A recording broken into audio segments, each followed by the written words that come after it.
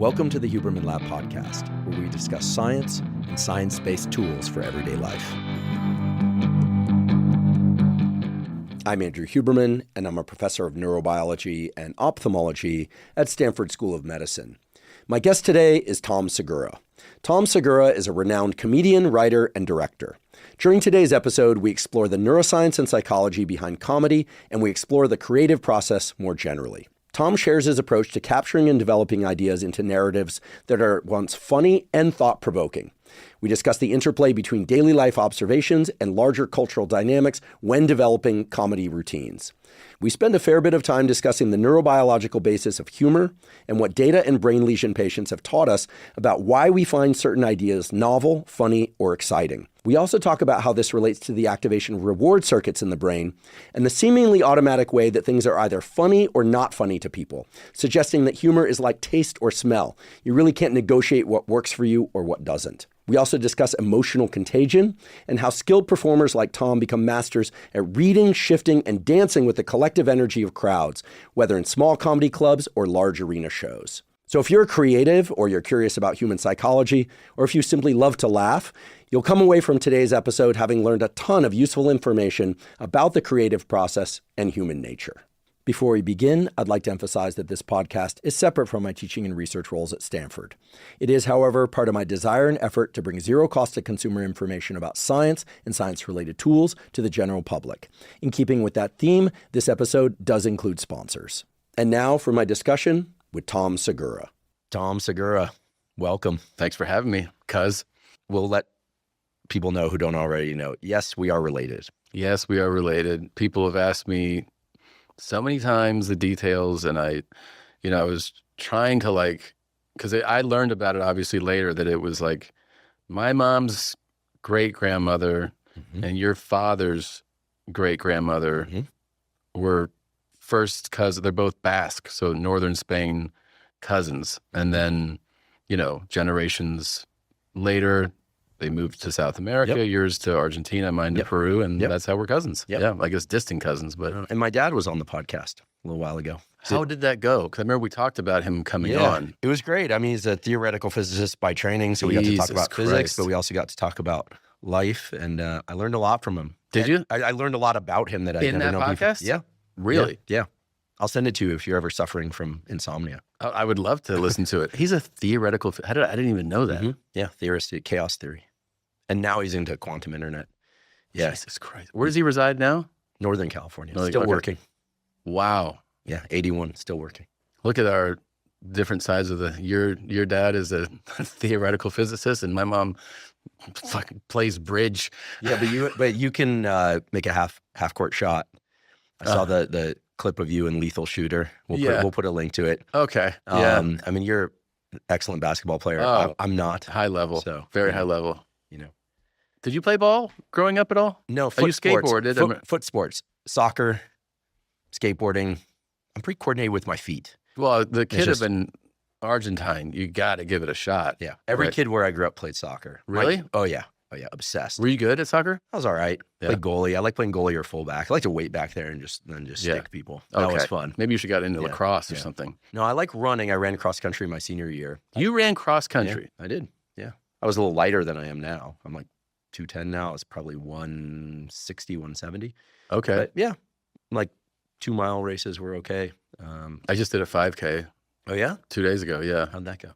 I hated that I knew I had to do it. And so I just made myself, I was like, you got to do it, so it's going to suck. You trained for it. Well, the training for me is like just get in a bunch of 3-mile runs, right? So, I mean, I would do them purposely at like a slow pace, like try to stay as close to zone 2 cardio as possible, just to get like used to the mileage. And then we get there, because it was our 5K. Like it was, I put it on with Bert and Spartan Race, and like it was a Bert did a 5K, shirt off, the whole thing. Of course. What are you, crazy? Weight vest, weight belly. I mean, sorry, bro. Dude, yeah, he was. We give him a hard time because we're still trying to get Bert to quit drinking or reduce his drinking. I think he's reduced his drinking a little bit. No? Okay. So, we did one last year in Pasadena. We did the Rose Bowl. And so this time we did Raymond James in Tampa. It's the Two Bears 5K. We had more than 3 times the people sign up this year for Tampa. So we had like close to 8,000 people there. Wow. And, Jelly Roll came out, Jason Kelsey, Tristan Wirfs, like a bunch of, John Feliciano, like all these football players and fun. And it was a very fun day, a very fun event. But here's the thing, like at the Rose Bowl, the path was like basically through the parking lot and then on these side roads in Pasadena. Mm-hmm. And, they loop it out and then you cross back basically across this parking lot and you hit the 3.1. At Raymond James, I didn't know. They were like, oh, there's some inclines. I'm like, yeah, all right. Did we get there? It's all in the stadium. And the only way you're running 3.1 miles in a stadium is we're running through the corridors and then up the ramp. Well, the ramp is 9 stories up. I mean, you're literally... There's one long incline. Bro, so you're doing like a quarter mile up and then it would flatten out. Then you go down, you're like, oh, this is nice. And then you go up again.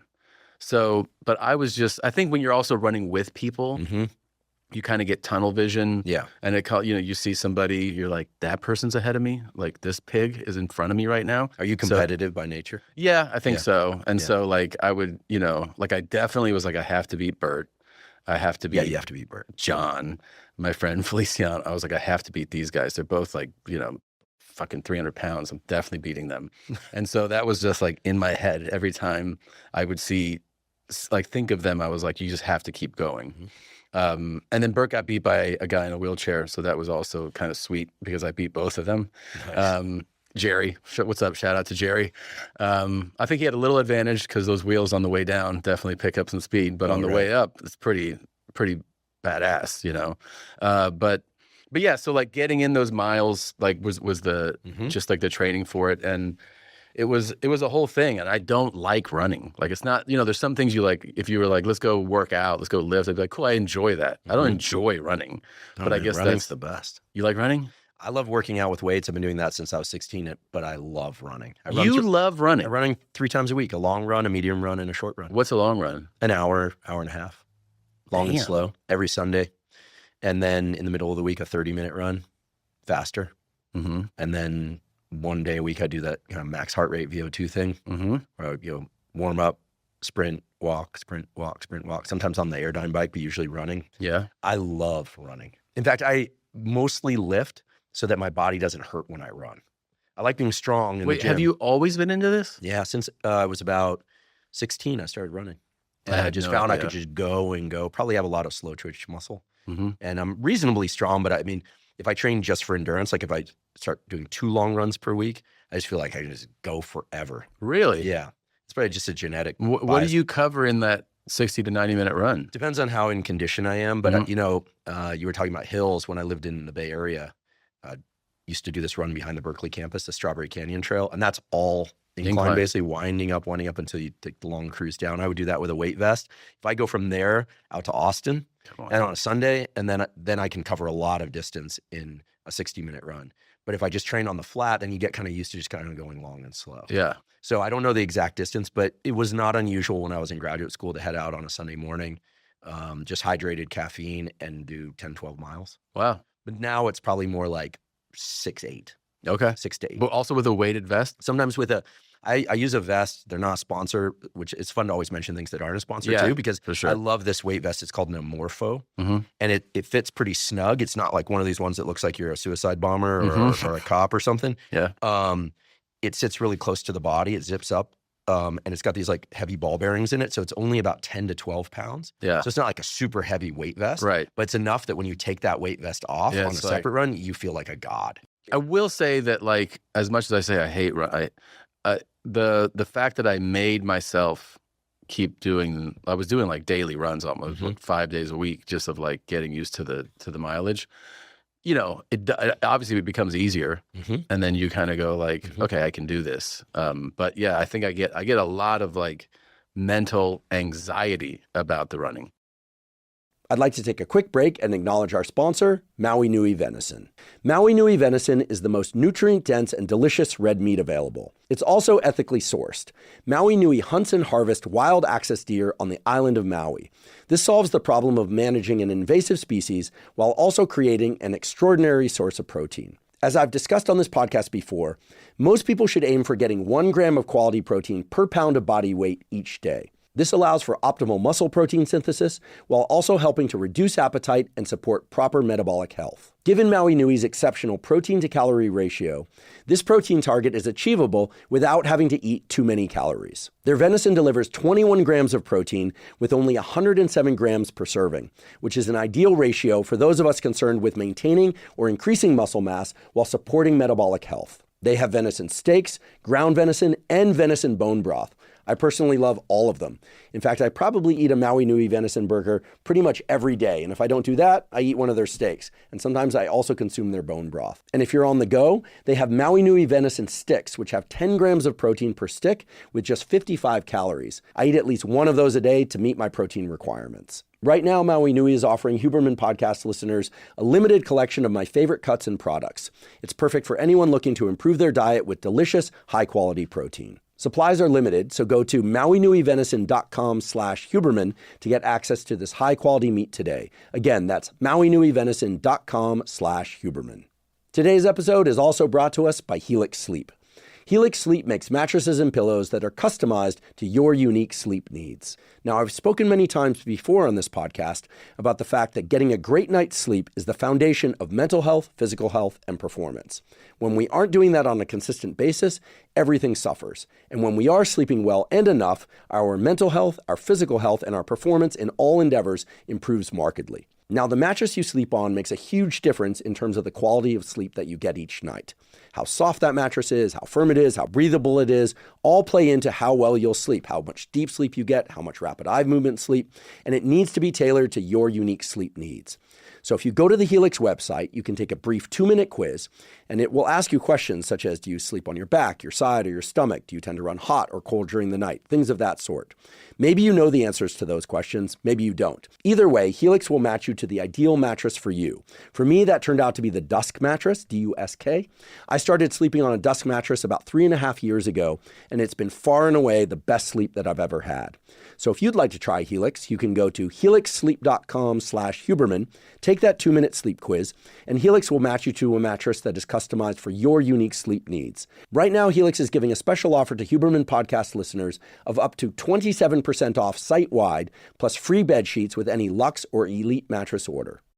What about the running itself? I was going to ask you whether or not it changes your mental frame so that you, I don't know, do you get ideas while you run? Do you get ideas after you run more readily, or are you just cursing the thing the whole time? I feel like it's a goal to let my mind drift, because sometimes the negative side of it is like you're doing a run and your mind is like, this sucks, right? And you're thinking about how much time is left, and that doesn't produce anything, and it's not an enjoyable thing. But like, if the mind goes, if you can let your mind drift, it's less about ideas. I feel like in those moments, you're kind of just, you're off thinking about more like life, not like creative thoughts, more like, you know, people and relationships and different things. And like, that's kind of a nice place to be, because then all of a sudden you're like, oh, you know, a couple miles just went by. Yeah, there's something to be said for these states of wordlessness where you're not constructing things in complete sentences.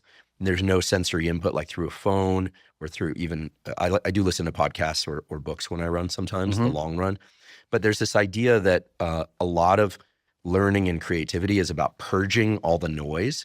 And I find that those long runs, they just kind of, I come out of them just feeling like a bunch of clutter just got cleared. Yeah. More than I had some like insight during the run itself. Yeah. Incidentally, 90% of the effect of exercise on improving brain function when it comes to long, slow distance work is that it raises your level of alertness and arousal so you can do really great work afterwards. Yeah. High intensity stuff has a bunch of other effects, brain-derived neurotrophic factor, et cetera. But when you see like exercise improves brain function, exercise makes you smarter, most of that is by way of the way how exercise increases your level of alertness and kind of puts you in that nice state like, oh, now I can sit down and focus. Yeah. My busiest days, like sometimes I have, you know, a very busy day. If I start that day with a hard workout, I end up having no problem tackling that day. Isn't that wild? It is wild because like sometimes like I'll have a day where, you know, I have to arrive at my studio, let's say at 10 a.m. for something. And it's just like, it's going to be recordings, meetings, pitch meeting, and then like, leave here, go to this thing. Like it's going to be the entire day. And if I get myself to the gym and I get in like a good hour lift, I come in and like I'll notice everyone's like, you look like you're in a good mood. And I'm like, yeah, feel great. Yeah. And I'm ready. And then I'm ready for the day. But if I don't do that, it's a different experience. Yeah, this is one of the real hidden secrets of exercise that I'm trying to make less hidden and less of a secret, that Jocko clearly understands, but with his 4:30 a.m. wake-ups and workouts that you're describing now, is that, I won't go into too much detail here because I want to ask you questions, but there's this phenomenon where when you move the large musculature of the body, so a resistance training workout, a run, probably any workout where you're doing some big movements or you're working hard in that workout, it triggers the release of adrenaline at levels that wake up your body, make it more willing to move. Yep. So people who don't have energy to exercise gives your body energy by way of adrenaline. And then that adrenaline acts on this nerve called the vagus nerve, which communicates to the areas of your brain that release dopamine and something called norepinephrine. It basically wakes your brain up also. So that morning workout that you're describing wakes up your brain and body for something like 6 hours by changing the neurochemical state of your body and your brain. And so it's not a surprise that when you work out before a long day, that long day goes better. Yeah. Whereas if you hit the work of the day, kind of fresh, you're generating the adrenaline drink from all that stuff. This is when people feel a bit more anxious, they feel a bit more irritable, they feel a bit more tired. So this whole concept of exercise gives you energy, that's how it gives you energy. It's not caloric energy. You still need to fuel, et cetera, but you're talking about neurochemical energy. It fundamentally changes the way you show up to everything else. The way that I always feel like is, a lot of times when you wake up, you have what I would describe as like a fog. Sometimes, good. It's not just me. Oh yeah. Okay. So like that fog, sometimes, you carry it. Like it's in the day and you're just kind of like, oh, there's this, but I always feel like that exercise just completely wipes it out, where you're like, oh, like I'm actually alert now. And I don't feel that post wake up just fog that sits there. That's my favorite thing to knock out. I love that. I've got this crazy thing that I do now. You can try this. I bought a 70-pound kettlebell. It's about a third of my body weight. And I have it set in the hallway. So when I get up, because I wake up really groggy, really foggy, I grab that thing and I suitcase carry it to the end and back twice. And then I switch hands and I suitcase carry it back to the end and back twice. Just trying to like teach my body that it can do work right away. And I'm careful how I do it. But I find that now I wake up and I've got I think my body's anticipating that carry. And so I'm more alert from go. And I was like, there's something, because your nervous system learns to anticipate things, right? Yeah. There's that phenomenon of setting your alarm clock for 7 a.m. You wake up at 6:59. Yes. What happened? Like your brain is clocking things in your sleep. That has happened to me so many times. And I always feel like that's such a bizarre, like also for like, I'm not a big napper. Sometimes I'll be like, I'm going to lay down. Like I have a hour window before I have to go do something in a hotel, like I'm on the road, and I'll be like, well, just in case I fall asleep, I'll set the alarm and I'll lay there, eyes closed, and I'll look as it's 1 minute before. Your brain's clocking it. There was a study a couple of years ago where when people are in rapid eye movement sleep, you're basically paralyzed. The brain is very, very active. That's the phenomenon of rapid eye movement sleep. It's a very bizarre brain state. Brain is super active, body paralyzed. But people can blink and they can show some little like facial responses. If you ask them to do simple math problems during rapid eye movement sleep, you say, hey, what's 2 + 2? They'll, wink with your right eye if it's 4, wink with your other eye if it's 5, this kind of, people can do math correctly in their sleep. They can answer not sophisticated questions, but the brain is tracking what's happening all around you. This is why taking the phone and putting it outside the room while you sleep, people sleep better. People say, oh, it's because of the EMFs. Nobody really knows for sure, but it's because your brain is anticipating picking up the phone even while you're sleeping. Wow. So there's, I'm hitting with a lot of data here, but it's well known now that if you give students a test, and their phone is in their bag in the room, they perform less well than if their phone is in their bag in another room. Seriously. This is true for adults too. Your brain is tracking sort of potential movements, potential thoughts, potential actions. Like the way brain circuits work is to create sort of dominoes of circuit sequences. So when you're up, for instance, you've gone on stage so many times to do comedy. Yeah. As you walk out, your brain is queuing up a whole library of things related to that without you realizing it. Yeah. Right? It's all context-dependent behavior. And when you get home, it's a different set of context-dependent behavior. So your brain is sort of like a magic library. I always think of this like as you get to a particular idea or thought or emotional state, the books change right in front of you to kind of match the set of things that you expect. Mm-hmm. So if your phone is in the room, your brain is operating that way even if you're asleep. That's insane. Yeah. What's your writing process? Let's talk about comedy. That's I've got about a gazillion questions. I'm going to try and make them really succinct. What is your typical process of capturing, you call them bits, right? Yeah, for stand-up, it's a bit, yeah. What's your typical process of capturing ideas? Like, do you voice memo into the phone? Do you write things down? I've done pretty much every version of it. Voice notes while high. Sometimes you can listen to them later and you're like, holy shit. Are you a cannabis user? I mean, sometimes. I'm not like a heavy user. But a lot of times at night, if you take something and you go to sleep, you're trying to go to sleep, your brain's like, nah, I got ideas. Is that right? Oh, yeah. I haven't done cannabis since a long time ago. Yeah. And then sometimes you listen because you're convinced, you're like, this is one of the most brilliant ideas that's Have you ever had great ideas that stick? Yeah, I've had good ones that stick. Sometimes the wording's a little off, but yeah, I've had ones that I actually do enjoy afterwards. And then sometimes you're like, you can hear yourself smiling, like, you know, because you can tell someone's emotion by their voice. So I can hear that I'm like, dude, then like, because you're recording into my phone. So let me get the process. So you're heading up to sleep and you take an edible. Yeah. This is Comedy School 101. No, I'm just kidding. Hey, listen, you're the pro. And you go to voice memos. You're there, eyes closed, and you start riffing on something. Yeah, it's like it feels like it's separate from you, right? Because like the right kind of, I guess, dosage of THC, it does make your mind run, and sometimes you have less self-awareness. It's just like the nice way to think about it is that your brain always puts things on a shelf for you to get through your day, like things that make you uncomfortable even, right? Like there's things that you go like, I don't want to think about that. And then THC, I think in the right dosage just goes, here it is. Like it puts it in front of you. Sounds terrible. It can be terrible. Sounds awful. That can be like often what like too much is, where you can get into like paranoia. But I think if you have a dosage that is not too strong, so it's not like uncomfortable, it just lets the mind run. It's like stream of consciousness happens. And so when that's happening, I feel like you go, oh, this is a like, it feels like a new thought, a new perspective on something. And you go, it makes you laugh. You go, this is an idea. I should take this on stage. Because I think for me, a lot of the thing is, here's the kernel of the idea. And then it's not so much I'm going to write out long form how to do it. It's like, that's the idea, take it on stage. So you don't actually write things out full form? No, I don't write them out full form. And then I just go on stage with the kernel of the idea that I kind of have a blueprint of like, well, here's what I'm sort of going to try to attack, and then see what happens as I speak it. Because the other way that my favorite way to write comedy for stand-up is through conversations. In other words, we're talking and I say something and I either go like, oh, I should say that on stage, or I just find that I'm naturally riffing on it and like making you laugh.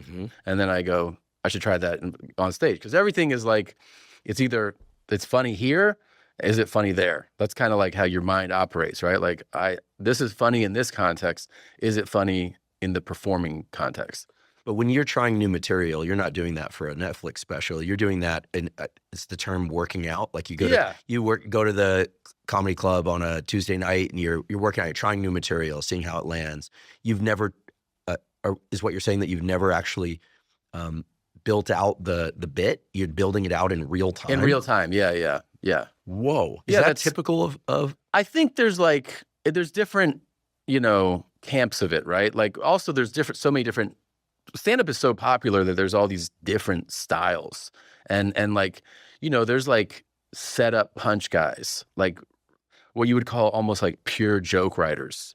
Sam Morrill, Dave Attell, Mark Norman, those guys I feel like they do a lot of like, it's the economy of words. It's like clear premise, setup, and then boom, punchline. So it'd be like I'm thinking about Norman, right? I won't try and do one of his jokes, but I like Norman's comedy. Skateboarder too, same non-biological first family. So he, I've heard him do things like, so my wife and I were on vacation recently, this kind of thing, like a setup where it's very clear. He clearly knows where he's going with this. Yeah, we're on vacation and we picking out rooms, and then at some point there's a punchline pivot. Right. Okay. So there's some of those are, especially when you feel like they're quite short. If it's like it's like over quickly, that's gonna a lot of times be something that you knew. I'm going to say it exactly like this. It's like the most traditional form of a joke. Here's the setup, here's the punchline. And like I've written jokes like that in stand-up, but I do a lot more, long form, I think, like storytelling stuff. And so, to write that all out, I feel like you almost get in your own way, because you're just like, because then what happens is what you write and what you say, that it's never quite the same. So you kind of go through what you think is funny about what happened, and then you take that on stage. And then you take that on stage maybe in a room with like 80 or 100 people. And then, that's the nice thing about stand-up is you learn right away if that shit is funny or not. Like people are laughing hard and you're like, and that's what's such a rush, because you go, this was an idea, this thing happened, you try it, it works. It's like, it's a really euphoric feeling. And then if it doesn't, that's when like kind of the, I guess like the real work of it comes in, because then you're trying to figure out, you're like, especially if you're like married to the idea, if you're like, this is funny, but it didn't work. So then you start thinking about, is there not enough information for it to work? Is that the problem? Is there too much? Because we always say like trim the fat. Like if you have too much stuff in there that is not getting laughs, it's like maybe just omit some of this information. Right. So that becomes like, okay, I'll go back and instead of saying this is like useless information, it's not adding to what's funny or whatever, it's not adding to the story I'm telling, you start dropping that. And so you start experimenting. And then sometimes you just get into like, okay, is the actual line that I'm saying the problem? Is it that that's not a good enough joke line? And then you start experimenting with that. And then sometimes you figure it out, which is again like such an amazing feeling where you go, this used to not work and now it works. And then sometimes you just got to go, fuck man, this just doesn't work. Like, you just have to abandon it. Yeah. If something works or you feel like it's it's the start of a thread that could work, do you end up writing it down for later? Like you're cueing yourself, like, the walk with my son bit or something like that? Or it's just, or it's all in your head? Well, you kind of have it all in your head, and then I was going to show you, like, I have this I'll look at this like before I go on stage, right? Which is like, Tom's showing me. We can get a photo of this if he lets us. It's a bunch of Sharpie written single words. Yeah. Gitmo, jail, teacher, duck, Huberman. Just kidding. Augusta, kill my wife. It's like, so those like Hitler, Tunisia. Make shit. This is amazing. Yeah, that's a set list for an hour. If you think about the range of things in this relatively short list, as a partial representation of what goes on in Tom Segura's brain, you get a little. What's interesting is that another way, like I think comedians would look at it, is you kind of start to go, these are 15-minute chunks. Because when you do an hour, a lot of comics think of it as 4 15-minute chunks, right? So you go like, okay, this is kind of like setting the table chunk. This is like a kid's family chunk. This is, commentary on social issues or like things that I'm doing or consuming. And then your last chunk is like, I always feel like you want to get into like some of your more I don't know, wilder takes, like after the audience has gotten to know you and like trusts you. They're like, okay, is that way you can kind of like push it more the further into the set you are. Yeah. So you just kind of break it down. Yeah, very different. But I've done some lives and I have 4 things I'm going to cover, but I don't know how I'm going to cover them. Jordan Peterson, when he goes out for his lives, I've been to them, he literally explores a topic in real time, walking back and forth across the stage. Yeah. For the first time, I know this because people verify that every night he does something different, even in the same city. Yeah. He's exploring it completely in real time. And then other people's lives that I've been to, it's clear it's pretty scripted. They know exactly what they're going to say and when. They have a sequence, they have slides. And so I think it can be done any different number of ways. How long do you go during your waking hours without making or thinking of a joke? You know, that's a good question. I really feel like when you ask me that question, do you know the first person that I think of is actually Rick Rubin. And this is why. I remember reading that book he put out, Creative Act. And he was like, there's something about, I'm paraphrasing here, but about like having your antenna up. Like, in other words, you still put out, some part of you puts out the signal, so to speak, that you're not like going, I need to find something funny, but you're putting your brain in the mode of that, right? And you can also choose not to. And I think there's times where you go like, oh wow, I haven't thought of any, like, I haven't looked at anything with like a humorous perspective today or for whatever, how many hours. And it's almost like that can shift either by you consciously making an effort to do it, or by the company you keep. Because like, obviously, if you're hanging out with comedians, people, it's like, just by being around them, your brain just shifts to like joke mode.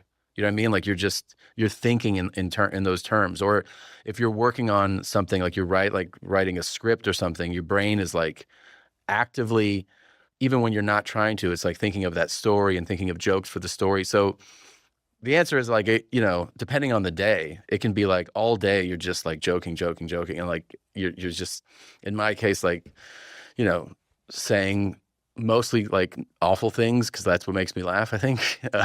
You know what I mean? Like whether it's with friends or family, just like trying to make yourself laugh, really. And then there's days where it's like, you know, you're in like a completely serious mindset where you're like, nothing humorous is occurring to me at all. You happen to be married to a comedian. Yeah. Which probably helps your home life in the sense that, you know, has she ever been offended by one of your jokes? You know, early on, I remember like we would have conversations where it was more like the fact that I'd pitch like a joke idea and she would be like, that's fucking awful. And then I told her, I go, you know, whenever you think something is awful, I know it's going to be good on stage. Like, and she was like, that's horrible to say. I was like, no, it's true. Like if you have disdain for what I said, then I'm pretty confident that it's going to work. And it was kind of like that. But no, for the most part, no. And she says wildly inappropriate and crazy, funny things, like often way over my line. You know what I mean? Not where I'm offended, where I'm like, Jesus Christ. Like, yeah, she says crazy shit. Really crazy.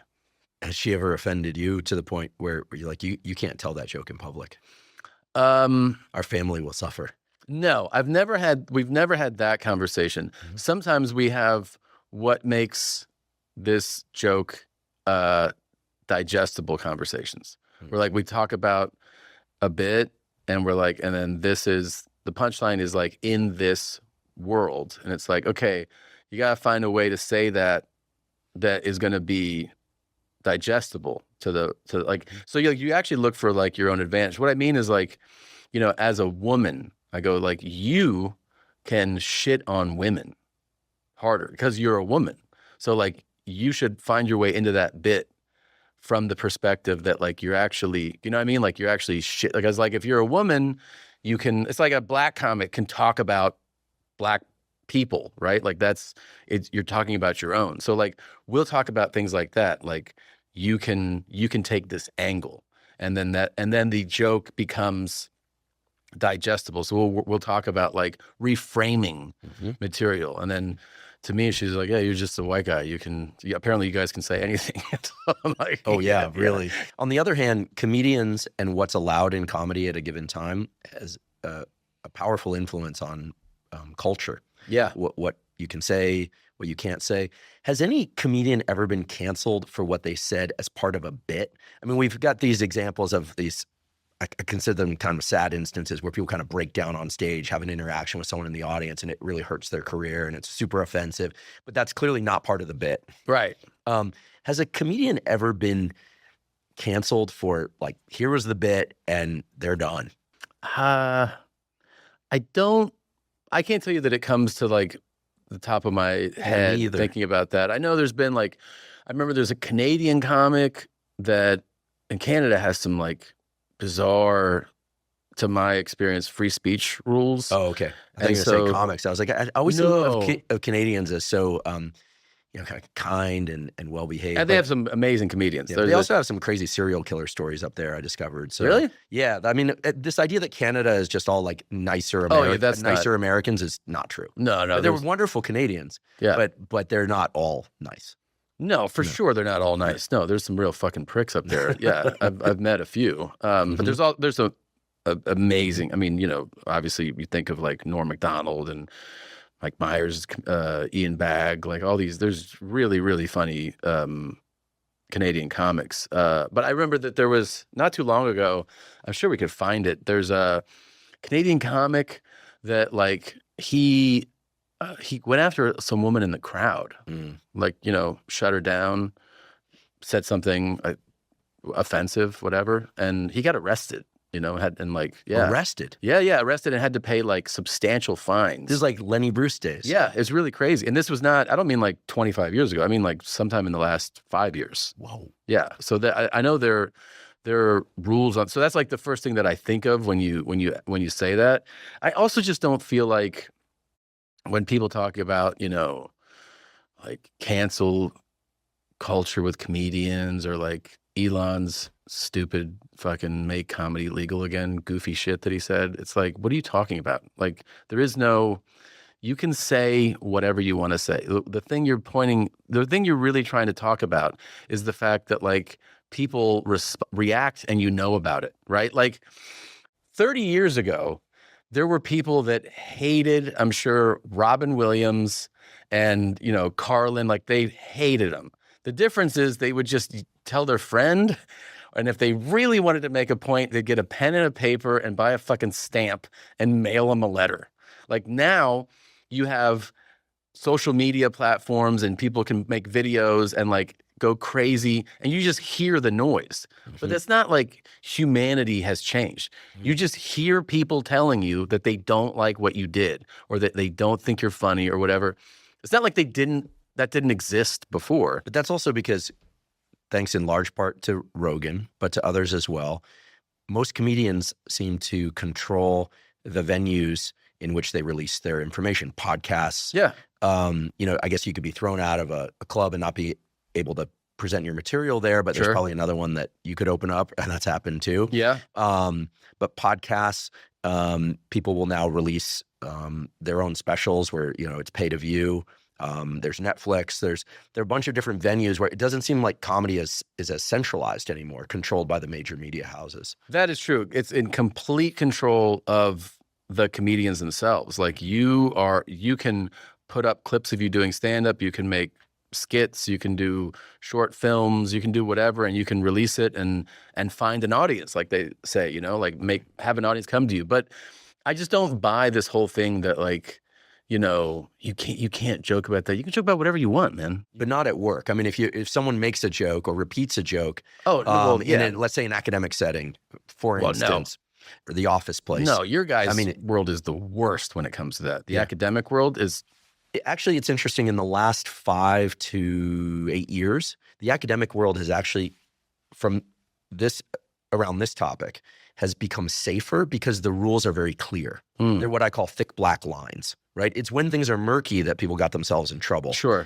Right? So if you look 10 years back, it was really complicated. Now everyone kind of knows what the standard is. Yeah. Might be uncomfortable for some, not for others, but they know what the standard is. It's very easy to adhere to a standard if you know where the fences are. Sure.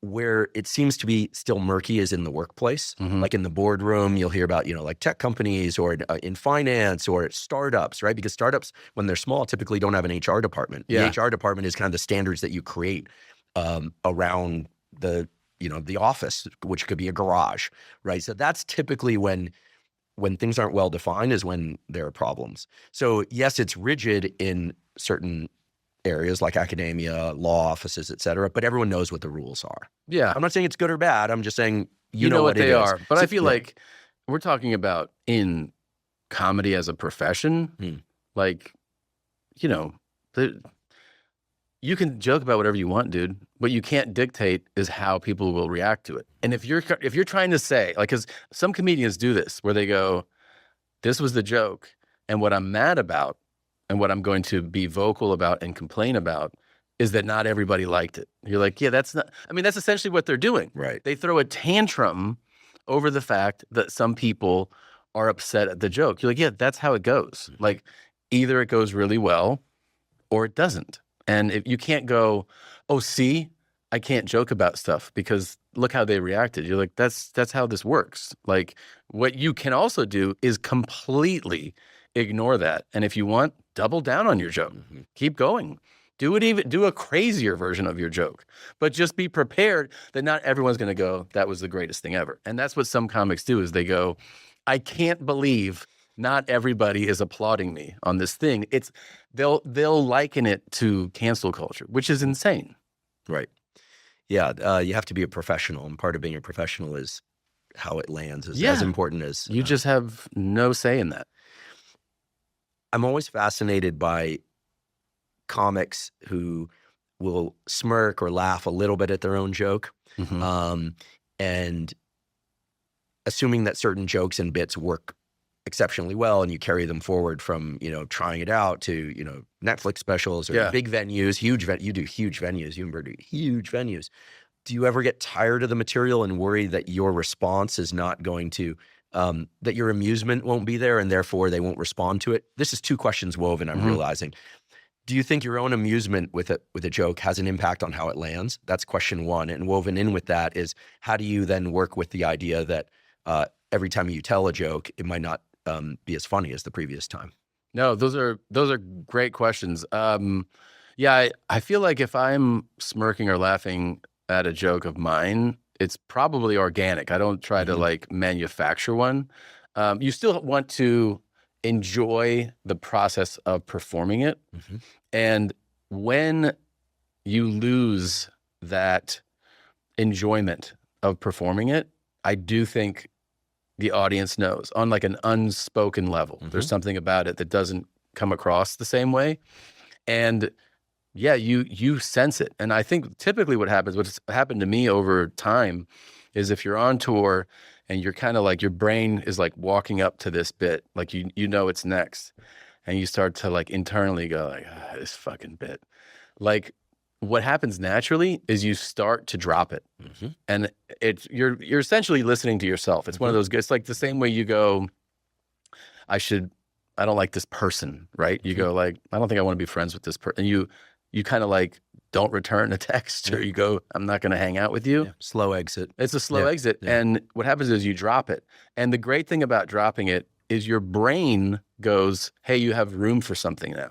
And that room for something also prompts your brain to start thinking of new things. That's how you kind of come up with new material, is that but you have to, this is the danger, by the way, of these comedians. Sometimes there's these comics who are like really funny, really talented people, and they'll have a 20-minute set, right? You'll be working in clubs and you see them do a 20-minute set, and then they murder, right? They fucking kill so hard. And then like 5 years later, you see them and they're doing that 20-minute set. And what happens is, it's like a very natural thing that you just have to deal with, is they have this great fear of not killing that hard anymore. So they don't stop doing that 20 minutes. And by not stopping, they just stop evolving and they stop creating. And they're just like, they're the 20-minute set guy. You go like, yeah, they have that great 20 minutes. And then it starts to get dated. And then, you know what I mean? Bop. It's exactly. Only a fraction of the audience will know what I'm talking. There was a song that was like the song for a summer. You could replace Mbop with any, like a song for a summer way back when. Yeah, it's a summer hit. Everywhere. Yeah. And then the band just disappears because the one-hit wonder phenomenon. Yeah. You have to like, because you'll see the very best comics will do this. And like, it's kind of something you have to wrap your head around. But then once you do this long enough, you go like, oh shit. The most elite comics are completely willing to bomb at these workout shows, not like at their hour huge show, like, but like at workout shows, super elite comics will go up there and be like, I'm just going to do, because they know that you have to be willing to eat shit to come up with something really good. And sometimes you'll watch them like bomb and your own insecurities flare up. You're like, oh my God, this is like, I can't believe like all these people are going to be like, you suck, you know? And these guys don't care. They don't care because they know you have to train to get stronger, basically. It's so beautiful. Yeah. You know, when Josh Waitskin was on this podcast, and he also did a conversation with Rogan, which is different. And if somebody's interested in this stuff, they should check out both because they're complementary conversations. But Josh was this child prodigy chess champion and then went on to do a bunch of other things at extremely high level. He talks about the need and his lack of fear, which is very admirable, for cutting ties with your previous self. Just being willing to say, you know what, like that was a NBA championship. He works with the Boston Celtics, so this is very relevant right now. But that was last year. We're a new team now. We're not the defending champions. Yeah. Or musician had a platinum album, or this was a particularly successful podcast run, and just cut ties with it and be willing to just go completely now and future. You mentioned Rick.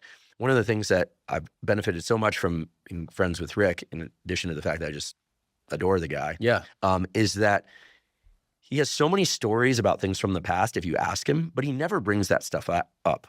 You know, he'll indulge you if you say, "Oh, tell me a story about Joe Strummer or something." He'll tell me. Yeah. But he really lives now and forward. Yeah. And I think it's the Waitskin that says, you know, you don't want to be on the train of life. You want to be strapped to the front end, you know, experiencing space and time as it's unfolding, which is a very philosophical way to put this. But that challenge of cutting ties with your previous self to continue to evolve your craft is so hard, but it's exactly what you're describing. Yeah, I mean, like I had this rule early on that I think I was just lucky that I told myself this, which is that I recorded an album, I think in 2010. And, you know, you kind of want to get like a special and a deal, but I didn't have one. So I recorded an album and I put out the album. And at that time, you know, people are buying these comedy albums and you starting to stream stuff, and also physical copies are still a thing because this is like 2010. And so this was my work. Like from when I started stand up to this album, this was like the best I could do, right? This was all my best stand up. And I put it out, and like, yeah, I mean, I had some marginal success with it. Like I was selling a lot of copies or whatever. Well, I told myself that even though I was not a ticket selling comedian, that everybody who was at a show had heard that album, like that they all knew it, which was completely not true. But by doing that to myself, it made me go, well, I need a new hour, right? So I was lucky that I thought that way, because I could have stayed doing a lot of that album because those were like really worked out bits that would just crush. But I was just like, I knew that like I wouldn't move on and evolve if I just kept doing them. And that was a thing that and then the next thing I did was another album, and I did that again. I was just like, I gotta like drop this stuff and move on. And that's, I think, what helped me and a bunch of other comics who like now we're in the practice of like shooting specials, and then you just drop all of it and you go back to square one. But like that helps you to continue being creative in stand-up. You have to just drop stuff. I love it. And I think this pertains to so many, basically all creative forms. Yeah. As many of you know, I've been taking AG1 daily for more than 13 years. However, I've now found an even better vitamin mineral probiotic drink. That new and better drink is the new and improved AG1, which just launched this month. This next-gen formula from AG1 is a more advanced, clinically backed version of the product that I've been taking daily for years. It includes new bioavailable nutrients and enhanced probiotics.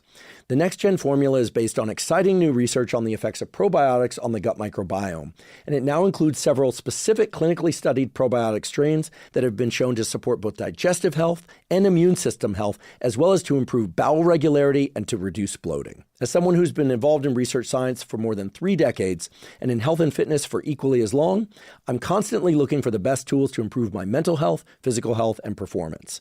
I discovered and started taking AG1 way back in 2012, long before I ever had a podcast, and I've been taking it every day since. I find that it greatly improves all aspects of my health. I just feel so much better when I take it. With each passing year, and by the way, I'm turning 50 this September, I continue to feel better and better, and I attribute a lot of that to AG1. AG1 uses the highest quality ingredients in the right combinations, and they're constantly improving their formulas without increasing the cost. So I'm honored to have them as a sponsor of this podcast. If you'd like to try AG1, you can go to drinkag1.com/Huberman to claim a special offer. Right now, AG1 is giving away an AG1 welcome kit with 5 free travel packs and a free bottle of vitamin D3 K2. Again, go to drinkag1.com/Huberman to claim the special welcome kit with 5 free travel packs and a free bottle of vitamin D3 K2. Today's episode is also brought to us by David. David makes a protein bar unlike any other. It has 28 grams of protein, only 150 calories, and 0 grams of sugar.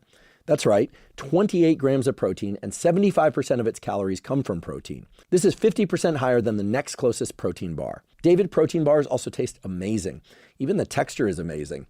My favorite bar is the chocolate chip cookie dough, but then again, I also like the new chocolate peanut butter flavor and the chocolate brownie flavored. Basically, I like all the flavors a lot. They're all incredibly delicious. In fact, the toughest challenge is knowing which ones to eat on which days and how many times per day.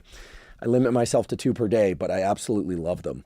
With David, I'm able to get 28 grams of protein in the calories of a snack, which makes it easy to hit my protein goals of 1 gram of protein per pound of body weight per day, and it allows me to do so without ingesting too many calories. I'll eat a David protein bar most afternoons as a snack, and I always keep one with me when I'm out of the house or traveling. They're incredibly delicious, and given that they have 28 grams of protein, they're really satisfying for having just 150 calories. If you'd like to try David, you can go to davidprotein.com/Huberman. Again, that's davidprotein.com/Huberman. On the topic of the finding the material humorous or being excited about the material being crucial to how it lands with the audience, I'm going to make this very brief. When I was an undergraduate, I was interested in what makes something funny, the psychology and neuroscience of humor. And there wasn't a whole lot of neuroscience on it at that time. But the basic takeaway from the literature, as I recall, was that the listener thinks that a narrative is going one way, and then there's this surprise element, something you didn't anticipate coming. I think that characterizes a lot of bits and a lot of jokes. 100%. It's like, whoa, it's the pop. However, I've also seen you do bits and other people do bits where you're headed down a trail and I'm thinking, oh no, he's not going there, is he? And you go there and that's hysterical also. Yeah.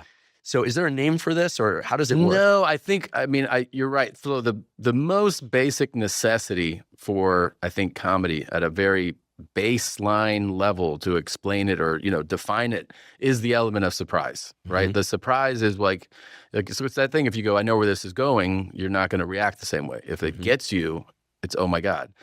But that second description of like, is that person going somewhere? I think that satisfies something in human beings, which is somebody saying the thing that we all want to say. And you can't say it. You can't say it. You can't say it in polite society. You can't say it at a nice dinner function. You can't say it at work. And you're just like, God, this is what I think. And other people think it. And then the guy's up there and he's going like, hey, you want to hear some shit? And like somebody says it and everyone goes, it becomes a release. It's a release of like, oh, he's saying the thing that we all wish we could say. And you're saying it, it's a very particular thing because it actually is, it works because you're in that building too. It works because you all have the unspoken agreement that this is a place to do this in, right? It's still different. Like if I just walk up to you on the street and start saying that shit, you're like, Jesus Christ, dude, like you're a psycho. Lock him up. Yeah, it's like, but like in this context. So both things satisfy something, I think, in the humor realm, right? The element of surprise will always be something like the unexpected. But there's also this like condition I think we live with where we go, we all think this, but we can't say it. And that's a very satisfying thing when somebody says it.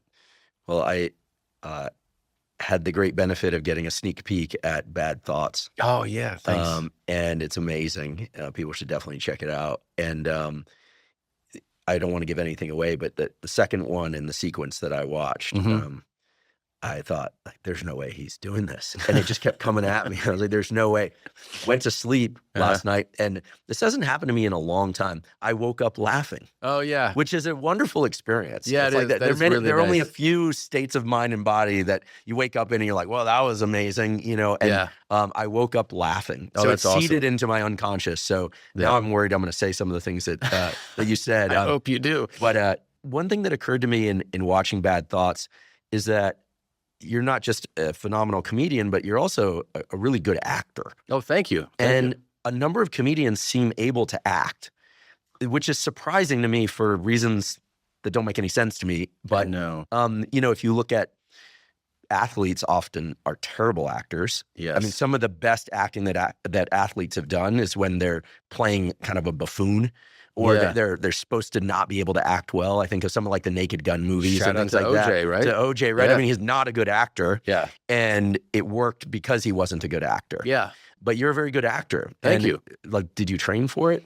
I loved making people laugh. And the first thing I did, like, in performing was, I did like a play as a kid. I did an improv troupe at 14, which is pretty young to be in an improv troupe. I did that for like a summer. And my whole thing was I wanted to make movies. Like, I had a plan when I was in college. I had the communications track, so we would do TV, radio production. And when we had video projects, I would always do like comedy things, and everybody would be like, "What are you doing? Why are you making this? Like, you're supposed to be making like a video about the soccer program," And I'm like, I was like, "This is this is a capsule you put in your ass and it freezes your shit." Like, I would make like diarrhea commercials, and they were like, "Don't do that." But this was the stuff that would making me laugh. And I wanted to make movies, and I just was like, that was what I wanted to do. And then I moved out here, and I had learned, I knew that at the time, some of these big comedy movie people were a product of SNL, and that those people were usually products of Second City or the Groundlings. And since I moved to LA, the Groundlings were big in LA. It's the improv school and a performance play. Like, they put on shows. I was like, that's what I'll do. I'll just go to the Groundlings. And I took some classes there, and I got through a few levels. But I got into stand-up shortly thereafter that. Some of my improv friends were like, you should try stand-up. And I got so hooked by stand-up. And I also saw a path, because I was also like, well, you have to make a living, right? And the actor's life, to me, is so unsettling, with like, you're on a show, and then they're like, I don't have a gig anymore. Like, to me, the fact that stand-up, even though it's very, very, very low pay, especially like as you're getting into it, the fact that you can just like keep doing it, like, to me, like, made sense. It like soothed me. And I feel like, I kind of stopped training, as far as I did another acting class in LA at that time, like early on. But I always just wanted to keep doing it, and so every once in a while I would make like a short film. Like, I made a few short films with friends, or like, comedy shorts.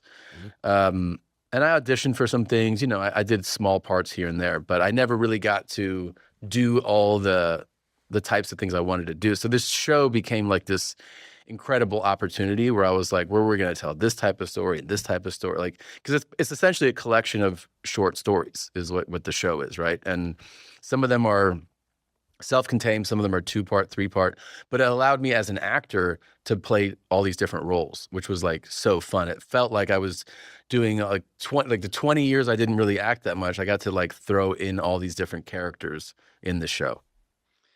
Well, you're a very fine actor, as they say. I was like, oh, he's acting. This isn't just, stand-up. Yeah. Stand-up is its own thing.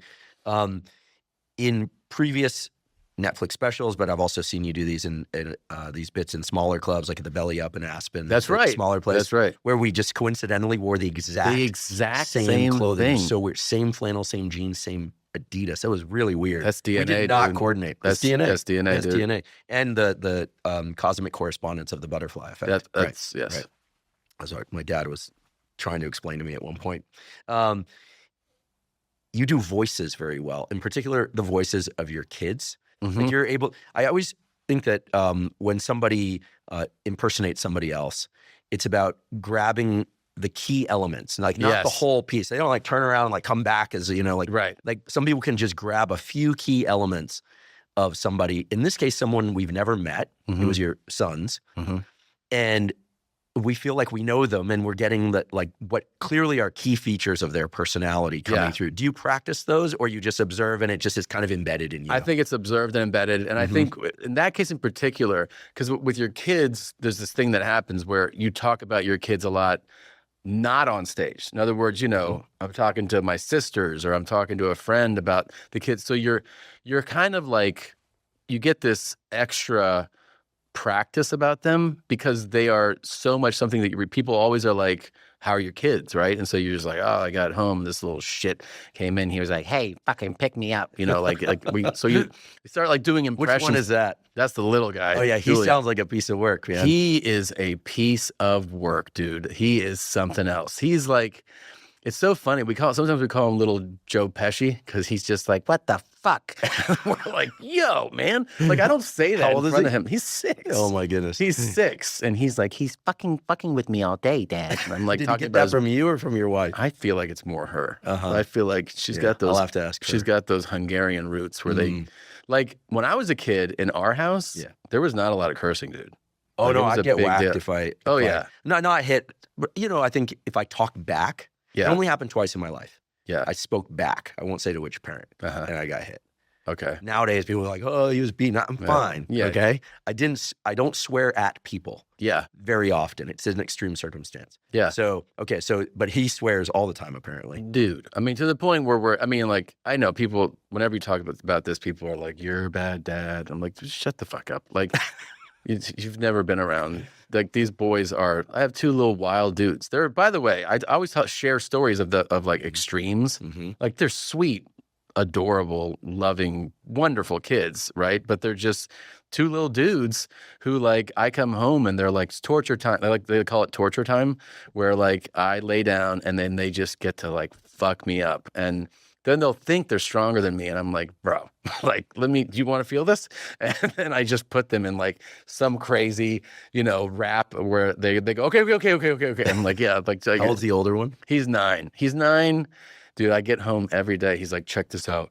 He takes off his shirt. He's like, he flexes. Oh, yeah? He's like, I'm going to be so jacked by high school. I'm like, yeah, yes, probably. And he's lean. Like, he's got like he's got the body for it.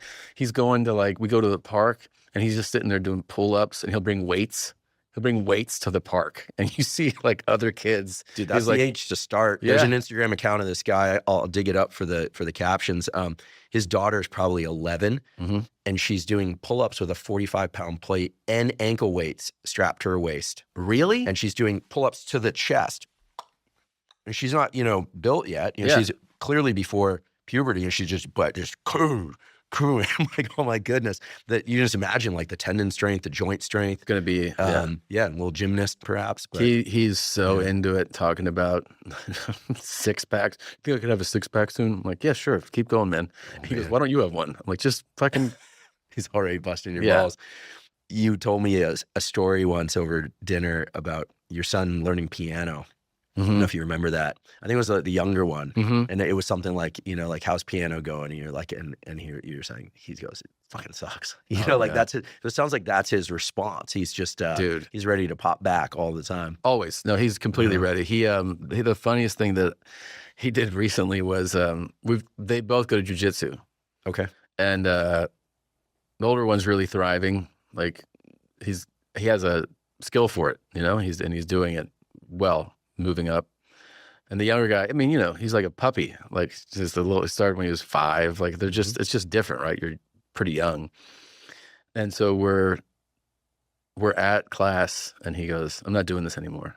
And I go, what do you mean? He goes, I'm too busy, man. And I go, what? he goes, my schedule. I go, your schedule? I go, okay, tell the instructor. So that guy comes over, and he goes, hey, how'd you enjoy class today, Julian? And he was like, good, but I'm done. And he goes, what do you mean you're done? And he goes, I'm too busy, man. And he's like, what are you too busy with? He goes, I have kindergarten, I have Spanish, I have drums. I don't have time for this. And I'm sitting there like, this is insane. And that guy goes, but you know what? You got to be strong in this world, don't you? And he goes, yeah. He goes, yeah, there's no option for being strong. So because you can't have the option to not be strong, right? And Julian's like, that's right. He's like, great. So I'll see you Thursday. And he goes, I told you, I'm way too busy now. And then he just was like, I'm not doing this anymore. I'm like, okay, dude. So He's done? He's done. I mean, I love also it. like, He can really advocate for himself. he definitely advocates for himself. I've never been the type where like, you have to do these sports. Like, I feel like the fun thing about a kid, boy or girl, with sports is expose them to a lot of sports. And I don't want to like, go, you have to do these, like whatever sport you like, you can do that one. Clearly, like this wasn't the one that drew him in enough, and I'm totally fine with it. It's like, oh, it's cool. You want to try tennis? You want to try soccer? I'll let them try all the sports. I want them to be in activities, but I'm not going to be like, you have to do all these sports, Meanwhile, they're becoming comics in their mind. Yeah. Both parents are comics. They're funny dudes. They are very funny. Yeah. They love to laugh, and it's fun because you see kids, when a kid says something that's genuinely funny and you start laughing, you see like that look in their eye. They're like, oh, that's cool. They just try to like do it again. And then if they do it too much, you're like, yeah, it's not funny anymore. You can't do it that much. Yeah, that is a perfect cue for me to ask what I was going to ask earlier when we were talking about when you are amused by something, you really delight in telling this bit. Yeah. It impacts the audience and how it lands. There's a very famous patient in neuroscience, probably the most famous patient. His name is HM. We don't know his real name. He's dead now, but he had a lesion to his hippocampus, this brain area involved in memory. And he was studied extensively for decades. And most of what we know about human memory is from this guy. All the other stuff we know from mouse studies, a little bit from monkey studies. Wow. So there's a very well-known study where you go in and he has no retrograde memory. He can't remember anything that you told him before. Like within a matter of seconds, he forgets it completely. And they've tested this every which way, okay? Holy shit. His brain is now in a jar. It's been scanned, et cetera. But so the study goes something like this. You go in and you tell HM a joke and he laughs and he thinks it's very funny. Then you leave, you come back, and he doesn't remember who you are. This has been tested again and again. He's not fibbing, okay? And there are a number of ways that you can measure this, especially if you make it, sadly, like some survival-based things. Like you tell him the joke again, and he laughs again, but a little less. And the next time a little less and a little less. And eventually he's like, yeah, that was not really funny. Yeah. Same joke. He does not remember the joke, but there seems to be some unconscious memory of the joke, which I always found fascinating. So it's almost like the narrative around something, we get saturated to it. We're all familiar with the friend at a dinner or party that tells a joke and everybody laughs. And then they make the cardinal mistake, which is to tell the joke again at the same dinner. And it just burns it. It burns it there and it burns it the previous time. So I'm not asking you to be a neurologist or a neuroscientist, but what do you think is going on here? Well, not necessarily in HM, the patient, but there's something about telling that funny punchline twice. Yeah. That you just, I feel like guys seem to do this more. It's like, you got it, you nailed it. Yes.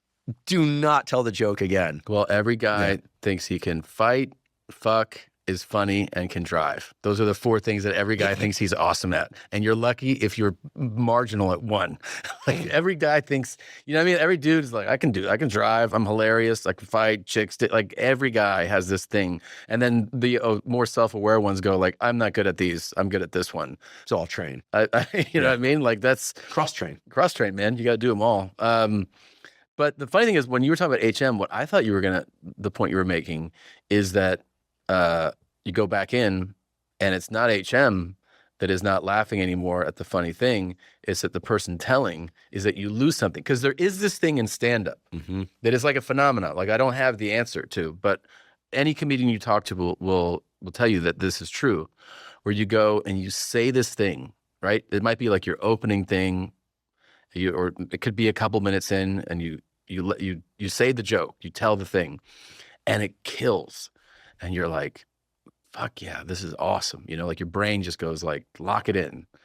And then the next night you go and you say it and it gets laughs, but it's like, it's a little less. And then this progresses, like you keep doing shows and it's like 2 months later and you're like, the thing's like it doesn't really work. and you go listen to like, you're like, I think I'm saying it the same way. It's like there's this like, sometimes there's this thing where it's like there's like a magical quality of like, if it just streamed out of you once in this setting, in this room, at this moment, there's something about the way that you said it and the timing with which you said it, that it evoked all this laughter, and that for some reason, this thing no longer connects and just, it doesn't register. And you try to do the analysis of why that is the case. And you essentially just end up doing this. You're just like, I don't know why, but it just stopped being funny. To all new audiences, it killed over here. It doesn't work here. So interesting. I'm obsessed with mainly two things: time perception and state changes in the human brain. Like, we know so much about REM sleep and slow wave sleep. We know very little about waking states, like alert and focused, or like we have these terms, but like there's so much more going on there. And so the question is this: we're at a club or a stadium and you're going to go on, but I go on first, which means my bit sucks. It just sucks because I'm not a comedian. Someone else goes on, let's say Brian Holtzman, I find very funny. Yeah. He's good, right? I mean, when he's on, he's really on. He's very funny. Holtzman goes on and does really well. Yeah. Who do you want to follow? Holtzman. Because the crowd is in a state of being ready to receive the jokes. Exactly. Okay. Yeah. I feel like when you're newer, probably the typical answer for most comedians would be like, I want to follow the guy that didn't do well, right? Because then like I can save the day. But the longer you do it, you realize that's not actually, like, you actually want the guy in front of you to do well, even really well, because it does generate this thing of like, this is what this is. We're at a place of doing this. It's jokes. It's fun. And, we kind of, you borrow the term ride their wave. Like, that guy just created a wave, and if you can jump on it. Sometimes you have to reset. You have to like, you're kind of letting the audience know this is a different thing, especially if they like absolutely murder. Like if they destroy, you're like, whoa. Like you just kind of go, yeah, I'm a new person. And the thing is, you don't want to go like, I'm scared that happened. You just go, this is my thing now, but you have them in the state of, we're here to laugh. Whereas the guy who just like ate shit, they are all like, what the fuck is this? And then, they basically dug a hole.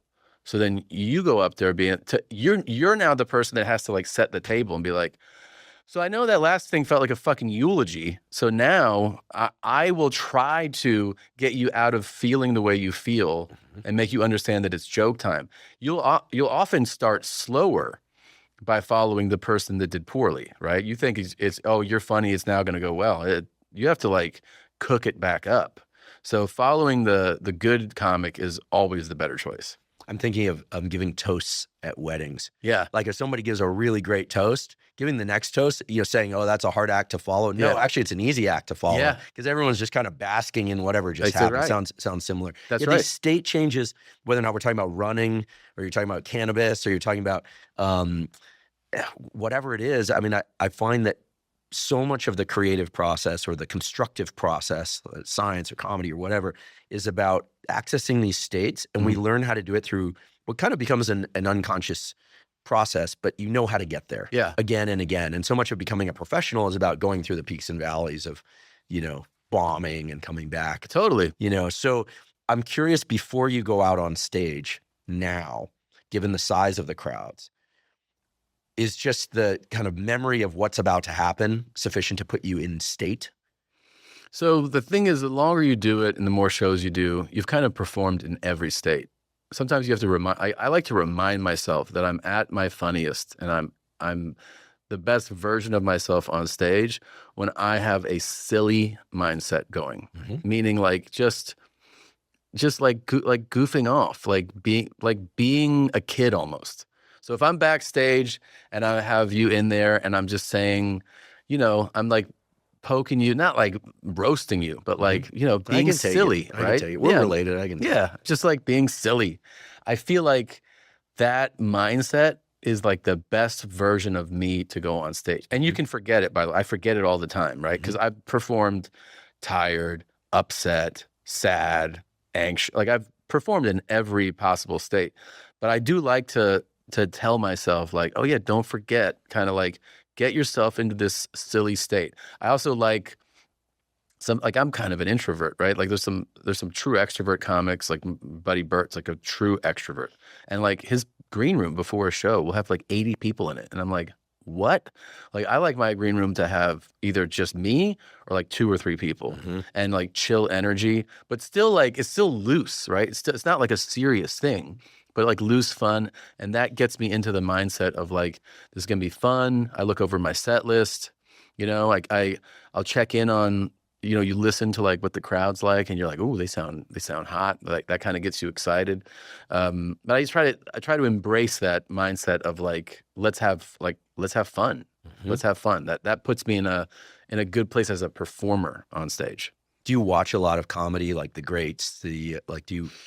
I don't watch a lot of comedy anymore, I would say. Like as a kid, I mean, I think the reason you kind of follow this path is because you're just such a huge fan of it. So like growing up, I watched a lot of the, Evening at the Improv, Def Jam, specials, like a lot of, it was also like specials were truly special, right? Because there was like 6 specials maybe a year. Eddie Murphy. Yeah, Eddie and Chris Rock and Carlin and like all those guys would like put out a special, I mean, once every few years, and there was only a few places, HBO was just like the place, and then Comedy Central became the other place. Like HBO was premium, like really elite, like huge talent, and then Comedy Central was kind of everybody else. And then now the landscape's changed where, we get, I don't know, man. I feel like there's 300 specials a year, right? Like, because you can release them they're on Netflix, they're on Max, they're on Hulu, they're on Amazon, they're on YouTube. Like,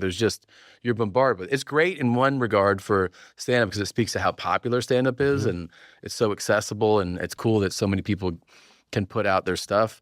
But it's just like overwhelming. So I'll only check out like, I feel like in the last couple of years, I've maybe seen like 2 specials. A lot of times I'll start a special, turn it off after like 10 minutes. Kind of want to see like what someone's doing.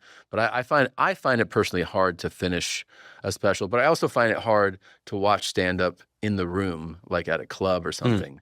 Like I leave. Like I don't mean like I leave the venue. I just leave the room. Like it's just harder for me to.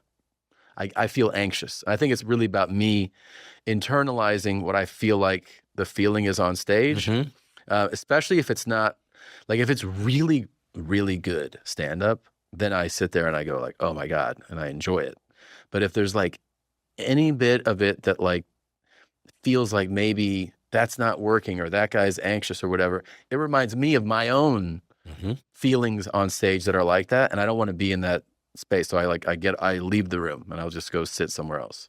I mean, so much of what we're talking about today, I just realized, is emotional contagion. It really introduces this question. This is very reductionist thinking, but how much of the success of a bit or a joke is the emotion that the person telling it is carrying, and how much of it is the actual words and content? It's probably that plus the rhythm and the timing. There's a lot of things. It's a combination of those things, yeah. But emotional contagion is real. You're talking about it as a comedian watching comedy. It kind of permeates you. Is that what it's called? Emotional contagion. Really? And some people are more emotionally permeable than others. Yeah. We could put this on a spectrum.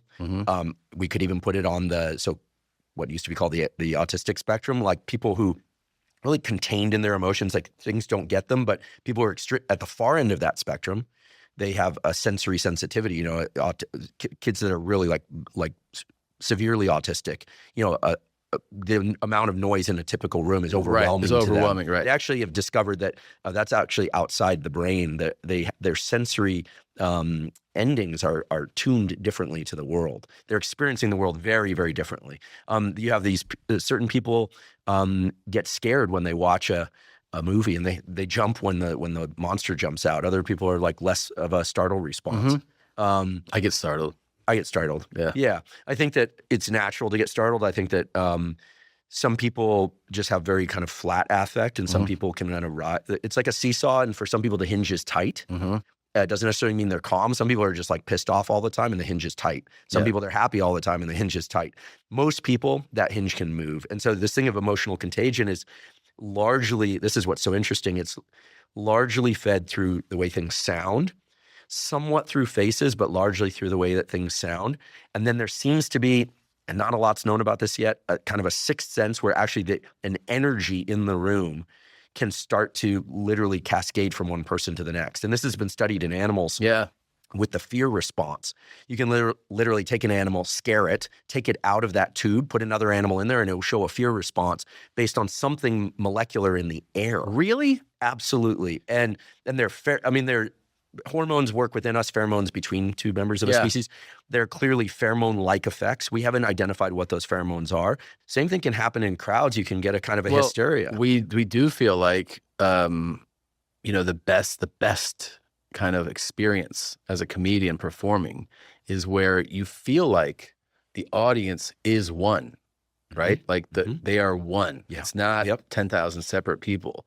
It's like, this is all together. And that's kind of like, when that's going as well as it can go, that is like an incredible rush. And the feeling is that like, they do kind of mold. It's like they started as 10,000 people and then they just kind of become this one thing. Mm-hmm. And you're kind of rocking this one entity out there together. Same way that like the opposite, when it's like really bad, it doesn't feel like, you can feel like, oh, they're together in not liking this. This is one crowd going like, no. You know what I mean? Like that feeling is the opposite of like bombing beyond like emptiness that you feel. But you feel it like they are together. They're unified in how they feel about this. This is why some people, including me, fear going to theater. My sister loves theater. We go to New York in the fall for our birthdays, and because she loves theater, we go to theater. And if theater is great, it's like amazing. Mm-hmm. If theater is bad, like it leaves me feeling bad for the people. Like the tone in the room is like, ooh, it's heavy. Heavy. It's not like just like turn off the special.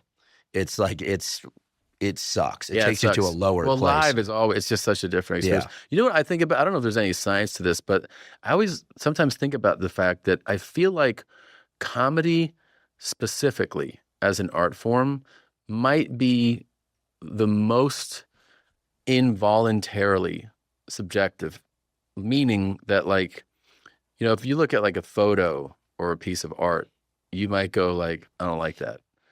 And then I might educate you in some way about it. And you kind of look at it differently. Mm-hmm. And then maybe over time you go, I actually love this painting, right? Or like music is definitely one where you have like kind of an involuntary response, but I have not cared for music and then actually started to like it more. But I feel like comedy, it's like, you're not really thinking when you laugh hard at something, you're not like, oh, I thought about it for a while and I'm going to start laughing now, right? Like you laugh. And if you don't laugh, you're just like, yeah, I don't find that funny. You don't usually come back and go, now that you've talked to me about it, I'm going to start laughing. Right. Like it really is this experience where you just, it happens without, so your kind of brain is telling you this is what's funny, right? Like it's happening like separate from you. And there's no faking it. Like you're either laughing or you're not. If you laugh really hard, it's like this. It's this great experience, but you can't convince someone to laugh that hard. A very important point that never occurred to me. I love art history, in part because I like art. I've always liked art. Yeah. But by taking an art history class, I like literally have fallen in love with certain artists and their paintings. And I look at certain paintings completely differently now, as you point out, on the basis of what I know about what the art represents, the history of the artist. Like if a joke isn't funny to me or a bit isn't funny, I don't care what the process was for that bit. I'm like, it's just not funny to me. It's just not. Yeah, it seems like it's one of the purest kind of yum, yuck, or meh kind of things, which is another point of neuroscience. The nervous system has degrees of this, but it basically bins things very quickly into like yum, like this is awesome or hilarious or whatever. Yuck, like no, and kind of meh. Yeah, there's not a lot of within each one of those bins. There's a lot of variation. Yeah, love, hate. But then, but your brain makes a decision really quickly. Very about quickly. Yum, yuck, or meh. Right. Right. And like, especially with different arts, right? Like, I mean, literally you look at the photo and your brain kind of tells you, right? Like, I just don't feel like most of the time you're not going to go back to that and have a much different response, right? I mean, with comedy, you're not going to have a response. With art, like I did Spanish art history when I was studying in Madrid, and they would take us to the Prado Museum and give us like our lectures in front of the pieces of art, and you just your brain starts to not just appreciate, you start to fall in love with the paintings, and you go like, oh, I view this differently. That type of experience can't happen with comedy. I'm not going to be like, start laughing, dude. Listen to how this, you know what I mean? Like, it is what it is. Your brain, it's so quick whether or not it makes you laugh. And if something's not funny, if you tell me he toiled on this for 40 years, I'd be like, well, then it especially sucks. It's really shit. Whereas you show me a sculpture I might not appreciate, and you sort of explain what went into that. Yeah. You can develop at least an appreciation for it. You go, like, that's interesting. You know, versions of this happen all the time, especially now because everything's shareable, where like your friend goes, check this out. And you watch the thing and you're like, okay. And they're like, isn't that the funniest thing you've ever seen? You're like, no. They're like, you didn't like that? No. And that's kind of like how it ends. They're like, yeah, but you know, he's saying like that he's late because I'm like, yeah, it's not, I'm not laughing, dude. I don't know what to tell you. And then they go, oh, okay. But they had a different experience with it that you can't like articulate and intellectualize the experience to someone where they go, oh yeah, now I think it's funny.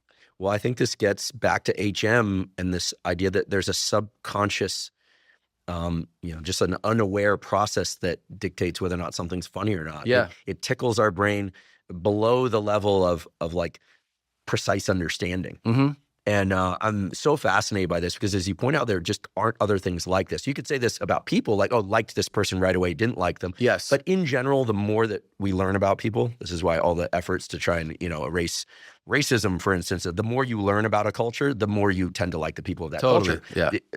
Even if you were arch enemies for decades or hundreds of years before. This is just the way the human brain works. But with comedy, it's like it feels like it's like chemistry. It does. And of course you could say, well, you like or don't like the comic, but I have to imagine that whether you like it or not, probably represent the like bad boyfriend or the abusive dad to somebody, or the friend that they loved in college. Let's make it positive too, or the guy they like to be around. I mean, you don't know that people's relationship to you. You never know. And so the humor may land or not land depending on like all sorts of unconscious stuff going on so in much. them. And you realize too that like you could have a joke about a teacher. You know what I mean? Like you're just like, it's part of your bit. You're not thinking of that. And like you saying that has a ripple effect that you don't realize to different people in the audience for dozens of different reasons. You could have just said the word teacher and the person's like, I am a teacher. And then that's pleasing to them. They feel seen. The other person hated their teacher. You know what I mean? They start thinking about like all these little things where you go like, I just said one word about this, and you don't realize that it triggers other thoughts in people's minds, I'd like to take a quick break and acknowledge one of our sponsors, Function. Last year, I became a Function member after searching for the most comprehensive approach to lab testing. Function provides over 100 advanced lab tests that give you a key snapshot of your entire bodily health. This snapshot offers you with insights on your heart health, hormone health, immune functioning, nutrient levels, and much more. They've also recently added tests for toxins such as BPA exposure from harmful plastics and tests for PFASs or forever chemicals. Function not only provides testing of over 100 biomarkers key to your physical and mental health, but it also analyzes these results and provides insights from top doctors who are expert in the relevant areas. For example, in one of my first tests with Function, I learned that I had elevated levels of mercury in my blood. Function not only helped me detect that, but offered insights into how best to reduce my mercury levels, which included limiting my tuna consumption. I'd been eating a lot of tuna, while also making an effort to eat more leafy greens and supplementing with NAC and acetylcysteine, both of which can support glutathione production and detoxification. And I should say, by taking a second Function test, that approach worked. Comprehensive blood testing is vitally important. There's so many things related to your mental and physical health that can only be detected in a blood test. The problem is blood testing has always been very expensive and complicated. In contrast, I've been super impressed by Function's simplicity and at the level of cost. It is very affordable. As a consequence, I decided to join their scientific advisory board, and I'm thrilled that they're sponsoring the podcast. If you'd like to try Function, you can go to functionhealth.com/Huberman. Function currently has a wait list of over 250,000 people, but they're offering early access to Huberman podcast listeners. Again, that's functionhealth.com/Huberman to get early access to Function. Let's talk about crowd work. Yeah. Fascinated by it. Yeah. A very, very distinct aspect of the comedy experience. You know, I mean, at a big rock concert, I mean, the singer might like put out a fist to someone in the audience or even let somebody sing for a moment, but maybe let someone up on stage. But crowd work is like, you're really giving up a lot of control. Yeah. Right. If you ask a question, I mean, you have to be able to work off whatever comes back. Do you do crowd work? I mean, I feel like crowd work is just part of the arsenal of skills you have over time as a comedian. You have to be able to improvise. You have to be able to handle crowd work. You have to be able to write material. You have, you have to be able to do all those things. I don't go up and do like crowd work shows. Like some people, they're like, this is a crowd work show. But I've been doing stand-up like, 23 years. And especially when you're in the club system, when you're an unknown and you're just doing weekends and people are drunk, like crowd work just becomes part of how you do it. Like you don't have an option to not, you could just not develop the skill set and then just die up there. But like, you know what I mean? It's like, it's a necessity. So at this point, like, I feel like I want to go on stage with like, I want to do X, Y, Z. I want to execute these things. I want to get these jokes out. I want to say these things. But you're never, ever to the point where you go, and therefore I am removed from having to do any type of crowd, because crowd work is usually, it's a response to something happening. You're being heckled, somebody's saying something. There's this thing that like, if you're in a huge venue, you don't want to actually go like, hey, what's going on with you, buddy? Right? Because there's somebody up in the 300 section who's like, I don't know what's going on. But the other side of it is you cannot ignore the obvious. Meaning, if a fight breaks out, if like somebody throws something, if somebody is like screaming, and you just go like, I'm gonna act like that's not happening. I'm going to keep doing stand-up like what I wanted to do. Then people go like, this is weird, right? Because this person's ignoring the obvious. Right. You're no longer connected to them in the same way. Exactly. They know that like there's a disconnect now. Like you're ignoring that. Like, so that's how like you stay in kind of you have to maintain the skill set.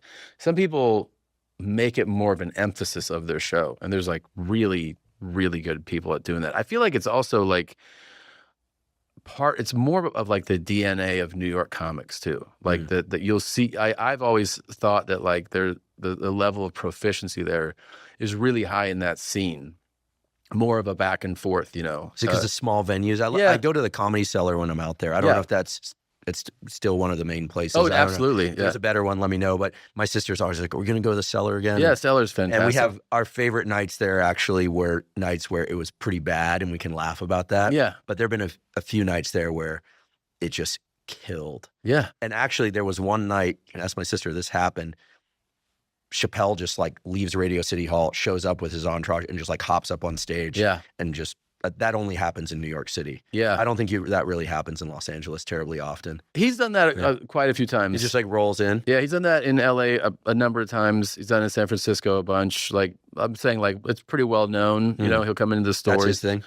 Yeah, he loves the stage, and sometimes he'll be up there like legitimately like 3 or 4 hours. Yeah, he stayed. Yeah. We ended up going home because we eventually just called it a night, and we were leaving, and his team was like, "You're really going to leave?" We had had enough, but it was just kind of unbelievable to me that at this stage of his career that he was just going to wander in and start doing comedy. But I think it speaks to the intimacy of those small clubs. It does, yeah. I mean, it's still one of the few venues where like you can see greats. Like I got to see you at the Belly Up in Aspen. That's a small-ish venue. Yeah, it was fun, yeah. Or you can go to a stadium. What's the largest stadium crowd you've done? It's more than, The biggest crowd I did was like a little over 17,000 at a Climate Pledge Arena in Seattle. Yeah, so huge difference of scale there. Yeah. Not many public-facing things occupy those levels of scale. I have a question about kind of cultural standards Yeah. and what's really funny. Mm-hmm. So if you look back to comedians where at a time where like cursing on stage wasn't allowed, like kind of pre-Lenny Bruce, Yeah. right? Is any of that comedy funny? Meaning, now there's been this kind of expansion of kind of what you can say, even just cursing. And so like if we look at earlier we were talking about working out, like bodies looked like muscular bodies looked very different in films in the 40s. Like you'd say, well, that person isn't very big by today's standard, but you'd say they're very fit, right? Yeah. Or she was very beautiful and very sexy in the 70s, but very different look than like 90s and 2000s. So standards change for what's considered ideal. Yes. The male one, by the way, is hilarious for the leading man of like the 40s and 50s. Oh yeah, they were very slender. Now they're But like, I mean, like they're not like superheroes. They'd be like slender and also like not even very well defined, and that they'd be like, this is the stud of the, you know what I mean, of the movie, like a guy who's not wearing a shirt, and you're like, this guy's not active. Right. Like that. No, this is like the stud of the movie. Right. Like, that's just a different time. Just a different time, different standard. And then of course, standards of women's bodies have changed. Sometimes more voluptuous. Sometimes like in the 90s, it was the kind of wafy look. Yes. And these things mirror what's going on in society to some degree. But if you listen to comedy pre-Lenny Bruce, pre-swearing, is any of it really funny to you? Well, to me, I feel like I would probably listen to most of that with like that mind of, because what happens with comedy too is, to be fair to those people, is you end up hearing so many versions of what they did, things that are just derivative of other styles and types of jokes and types of performances, that by the time, like if I heard this guy in 1945 doing these jokes and he's killing in this room, I'd probably hear the joke and be like, oh yeah, like I know this joke. Like I know 10 versions of that joke because I've heard them.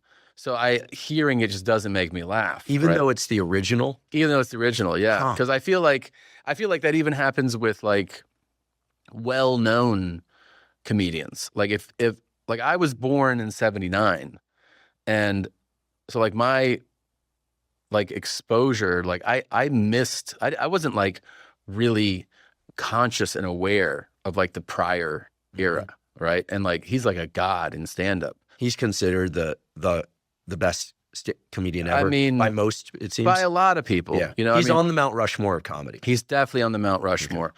But I felt like by the time that I heard Pryor, I had heard so many people that were influenced by Pryor that hearing the original version wasn't like I'm doubled over laughing. Like I'm hearing every other version, like they're clearly inspired and taking from him.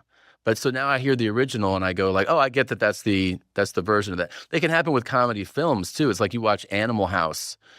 If you hadn't seen it before and you see it now and you've watched a lot of comedies, you might just go like, oh, I get how this is the blueprint, because I've seen so many people take from this that now when you see the original, you'll be like, oh, you're like, yeah, but you don't realize that's the first time it was done. Like these jokes were done here originally. Everybody took from them, So I don't think that I would probably end up laughing very hard at the pre-Lenny Bruce comic, just for the reason I said, though, just because it's been done. I've heard so many versions of it. So it seems with comedy, unlike with music or poetry or books, there isn't that much carry forward. So for instance, I was very, very young, and in some cases not born when the Rolling Stones were doing their great work, or the Beatles, or Elvis, right? But that music is awesome. Yeah, that's different. So the fact that many people have taken bits and pieces from those, like you can't create an amazing Clash song the way the Clash did. Like they did it best. Right. And it will always, like Death or Glory will be like, I don't care how many songs were derivatives of that song still kills. Yeah. And so comedy seems different. I think it's different in that regard. I definitely think it's different. I think that, it's one of those things where like, it's always shifting. Also like what's funny it really is directly related to what's happening in the real time, like in the time you're living in. You can see, whether it's from stand-up or movies, jokes that aren't fun, that were like very funny in 1982, in 1995, in 2007, that you go, it just kind of shifted, right? It's like, it's not funny anymore. Like, and I don't just mean because it's not like politically correct. I just mean like there's this unspoken thing that happens, right? Where like you're laughing at something and then you kind of go like, hey, we collectively don't find this is just not funny anymore. Mm-hmm. So actually a lot of those things might even strike you as not only like not great, you might just be like, that's not funny at all. Yeah, I once went to this thing in San Francisco around New Year's, and they literally wheeled out, is it like Benny Youngman or something? He was doing these knock-knock jokes, and he was probably in his late 90s. He was forgetting the punchlines, but occasionally he'd nail one. Yeah. It was not funny. Yeah. It was almost embarrassing, you know, but you were like, wow, this guy still like thinks it's funny. He was still going. So there was some amusement, but you looked at the older people in the crowd. Yeah. And they were like, oh my God, it's bringing me back. Yeah. So and some you're people like, oh my goodness. But, you know, no one else was laughing. Right. But as you're describing, some people might look at some comedy. I'm not going to name names because I'm not versed enough in comedy, but from the 70s or 80s and be like, yeah, that's just kind of like raw, but like it doesn't really do anything for me anymore. I'll tell you, like, this is a very simple like example, but like I can recall that like 20 years ago, if a guy was in a club and there was two guys sitting there in the front row together or whatever, a lot of comics would be like, what are you guys, a couple? Mm. And that would sometimes prompt laughs. People would laugh. They would be like, oh, they're a couple. And like today, if somebody was like, what are you guys, a couple? They'd be like, yeah. And everyone would be like, okay. Right? Like it would be like it was considered like, oh, it's funny. You're implying that they're a romantic couple. And like, I feel like just the way society evolves, today people would be like, and? Oh yeah, I mean, growing up I'm a little bit older than you are. Yeah. I remember like the first gay characters showing up in film and reality TV. It was like a huge deal. Yeah. Right. And then, so things have really changed. So things have really changed. Like no one's ever been funnier than Eddie Murphy, ever. I think he's like him in his prime of just being funny. Like there's just nothing. He's a total prodigy, once in a lifetime type of talent, right? Like so funny. If you put like Delirious on for a 21-year-old today, they would be like, what the fuck is happening? Like there's things in it that they're just too dated now. Mm-hmm. You know what I mean? Like just concepts he's still funny as shit, but like those bits would not land like they would in 83. Mm-hmm. They just wouldn't. Let's talk about the darkness of comedy. I once had the experience of going to the Comedy Cellar with some friends, and this guy got up there, I don't remember his name, and it was super dark. I mean, it was like clowns with vans doing terror. I mean, it was just like so dark. And the only thing that was hysterical about it was the fact that he seemed freaked out by it too. Like what he was saying was like horrible. He was saying horrible things about, that had gone through his mind. Yeah. But the fact that he thought it was horrible was what was funny. Sure. And we're like, whoa. Like we walked out of there just from like, we felt like we'd been transported someplace really unhealthy. Yeah. And I was like, man, I feel like I need a shower after that. That was intense and scary. And like, this is my favorite thing, by the way. Whoa. And then we had the experience of running into him and his girlfriend later that night. And we were like, oh my God. And he just took off. He just like could not handle the reflection about what had just happened in there. Really? Oh yeah, no, I'm sure he enjoyed the attention, right? He's a performer. So, but two things occur to me around that example. One is a guy who's really dark on stage, seemed like a very loving guy, at least out in public with his girlfriend. It's almost always the case. Yeah. And the other one is that where he took us and where he went was so down in the dungeon. Like, I still kind of get a weird feeling in my body thinking about it. Yeah. But his shock at his own words was absolutely hilarious, hysterical, and brilliant. And it was like, hey, let's go down into the darkness of human nature. Yeah. I'm going to show you how dark it really is. And then I'm going to leave. And you're just like left spinning. And it still sits in my body. We're talking about that visceral experience. It still sits in my body. I don't know what to make of it. It's incredible, that first of all, that he can access it is great. It is if you're talking about just like as the art form, like the best thing to do as an artist, any type of artist, is I think acknowledge and produce with the dark thoughts. In other words, don't act like they're not there because they're in everyone, and then put it into your art. In other words, it's if you go like, I want to fucking rob a bank, like it's better if you're an artist to channel that into art, whether you write a story about it, you paint a painting, you write a song, you talk about, you know, as a comedian, you're like your fantasy of doing it, than to actually do it. So it's actually, you're channeling it in the healthier option. And I also feel like 20 some years of doing this, dude, the best people that I've ever met are the darkest comedians on stage. And the absolute most terrifying people are the super clean guys. Like, really? Yeah, dude, because they don't acknowledge the darkness. The darkness exists in all of us. The Dalai Lama has dark thoughts. Like, it's just Jung said this. I mean, it's just the way it is. it's humans. It's human beings. Like now, some of us have not as, present and overwhelming dark sides and thoughts, but there is darkness in everybody. The thing is, I feel like what some of the clean comics do is the lack of acknowledging it means that darkness has to come out in some other way. It just does. So how does it come out?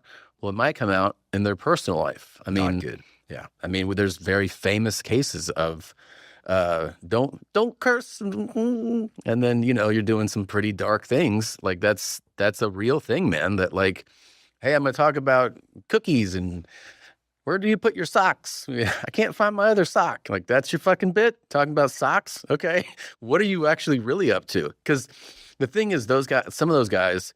Look, I'm not saying they're not fun. There's very, very funny clean comics. But some of those guys are right on the line of like, man, if you would just acknowledge some of this stuff, it would be even funnier. Like and then you don't know how that darkness is going to show itself, because it's probably going to show itself in a way that's not so pleasant. Yeah, I completely agree with you. I have a friend who's a very, very well-known musician. I won't say what genre. And what I love about his music is it encompasses every range of emotion. Yeah. Every range. And I've seen him play to huge crowds and just get so pissed. And I've seen him do love songs, hate songs, revenge songs, like just everything. Yeah. But in person, he's like the kindest dude ever. I mean, and it's he's so grounded. He and his partner are like the sweetest people. And she's got it too. She's an artist too. And some of her art, you're like, oh my God. And then you meet her and you're like, it's so kind, so trustworthy. Yeah. So exactly what you're describing. They're in touch with it. They know how to channel it. Yeah. I think it's about doing that. And I think I think it's also a natural human instinct to not want to acknowledge or play with the dark thoughts that you have, right? Like you don't want to sometimes, because you go, that's an ugly side, and I don't want to use that for my art or even acknowledge that it's there. But I think it's definitely the better way to go, is to actually work with it. A lot of comics die of drug overdoses. It's like not these days as much. It seems like there's now like the healthy comics. You're one of them. And I don't know what the numbers are compared to music, like rock musicians or something. But if I compare to like science, or I compare to like law, okay, one could say, in law offices, there used to be a lot of drug use, especially in big cities and this kind of thing, stimulants. But let's just focus on comedy for the moment. Do you think that comedy pulls from a group that has a larger percentage of people that are just struggling with inner turmoil, and they rely on substances to kind of manage, or are the substances part of the creative process for people? Writers too. I mean, it used to be that many writers were drinkers. If you ever want to like a voyage through alcoholism, read about the habits of writers. Yeah. Not all of them, but many of them drank a lot. A lot. Yeah. Amphetamine sometimes, but it was like drinking. It was like part and parcel with the writer's life. Sadly, that's not the case now.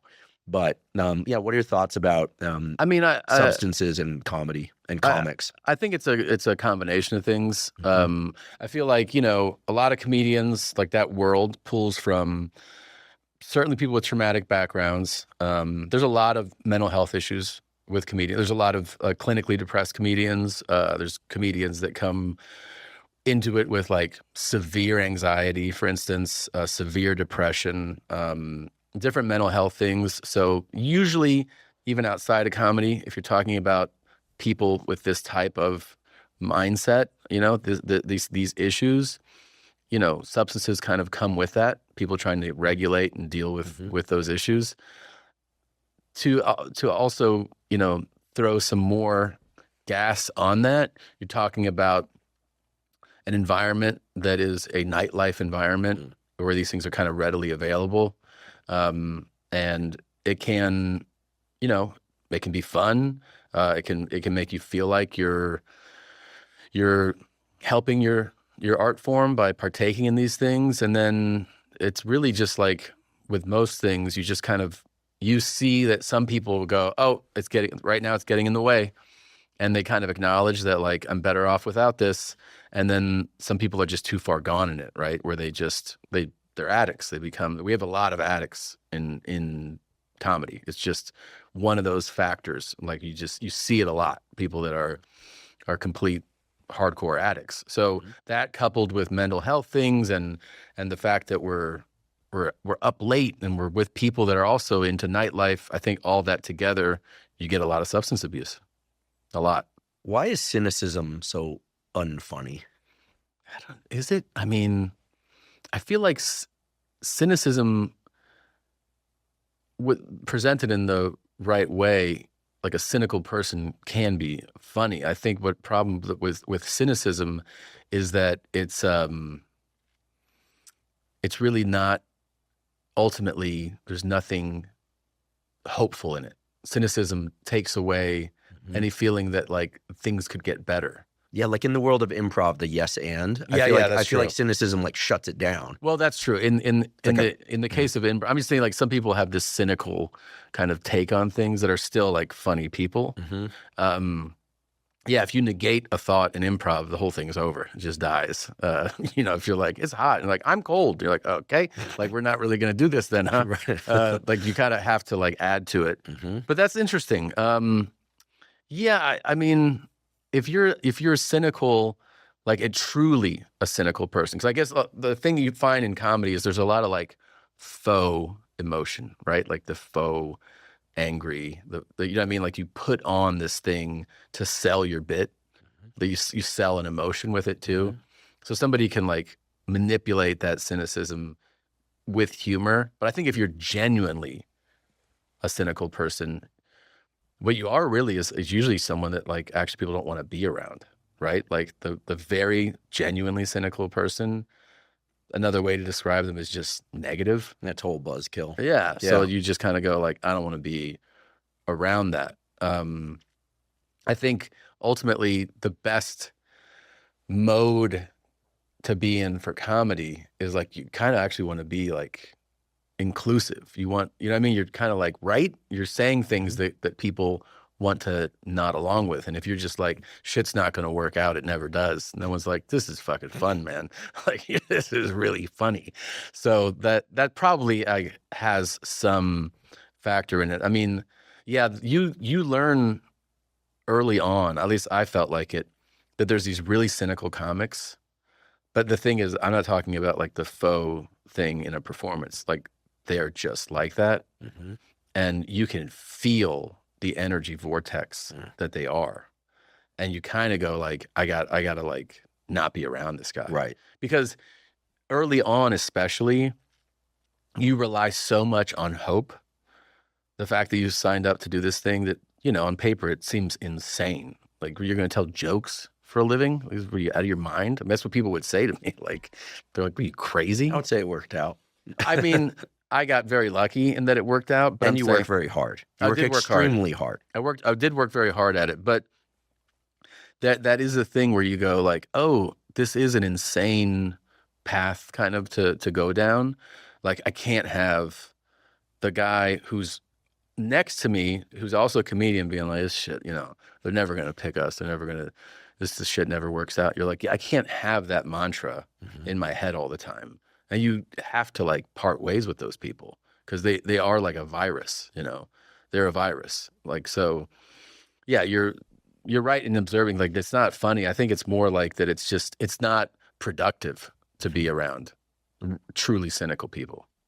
Along the lines of what we're calling emotional contagion, Mm-hmm. I realized I'm not aware of any kind of like duet comics. I know it sounds kind of silly, but in every other genre, like with music, right? Mhm. People play alone, they play with a band, they play like together, like you offset voices. I mean, but maybe in comedy, stage comedy, that is, the audience is the other member of the, I'm calling it a duet, which sounds so silly, but you get the idea. Yeah. That they're the one that you're resonating with and that you're playing off of, and they're riding with you.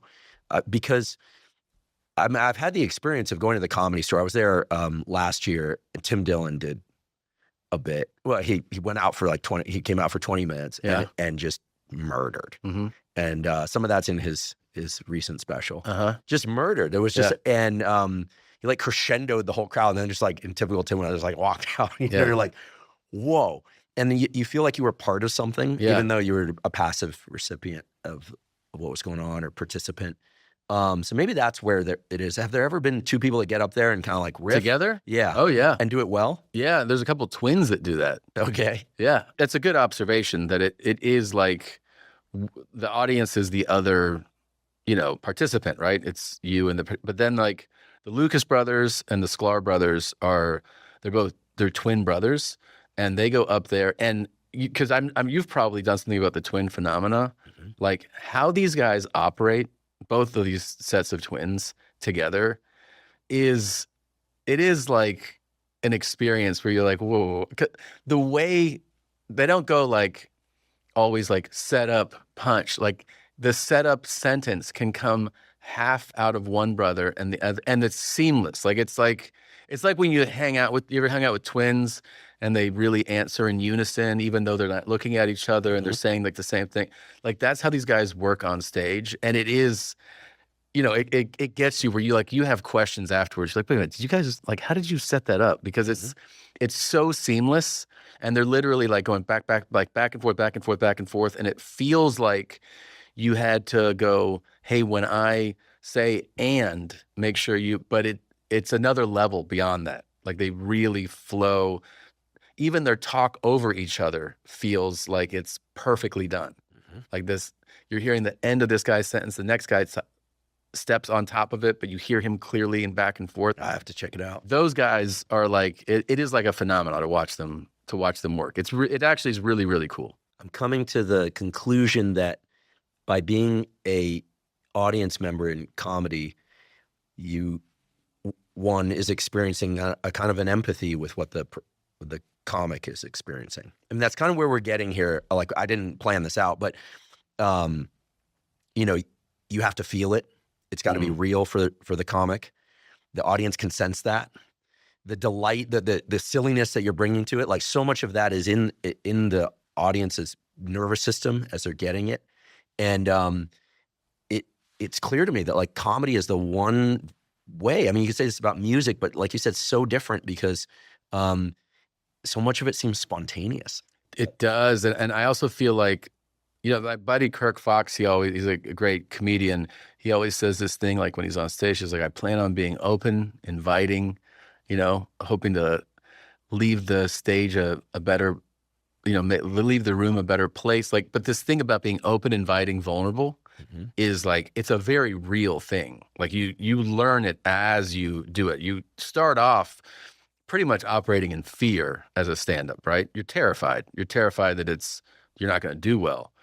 The longer you do it, you get more comfortable being up there. You realize that if you're vulnerable, if you're willing to be vulnerable, which takes like effort and some like courage, the audience senses this on an unspoken level and will go with you more places and will definitely laugh more and will be like basically be on your side, right? If you don't learn to do that, it's a different type of performance.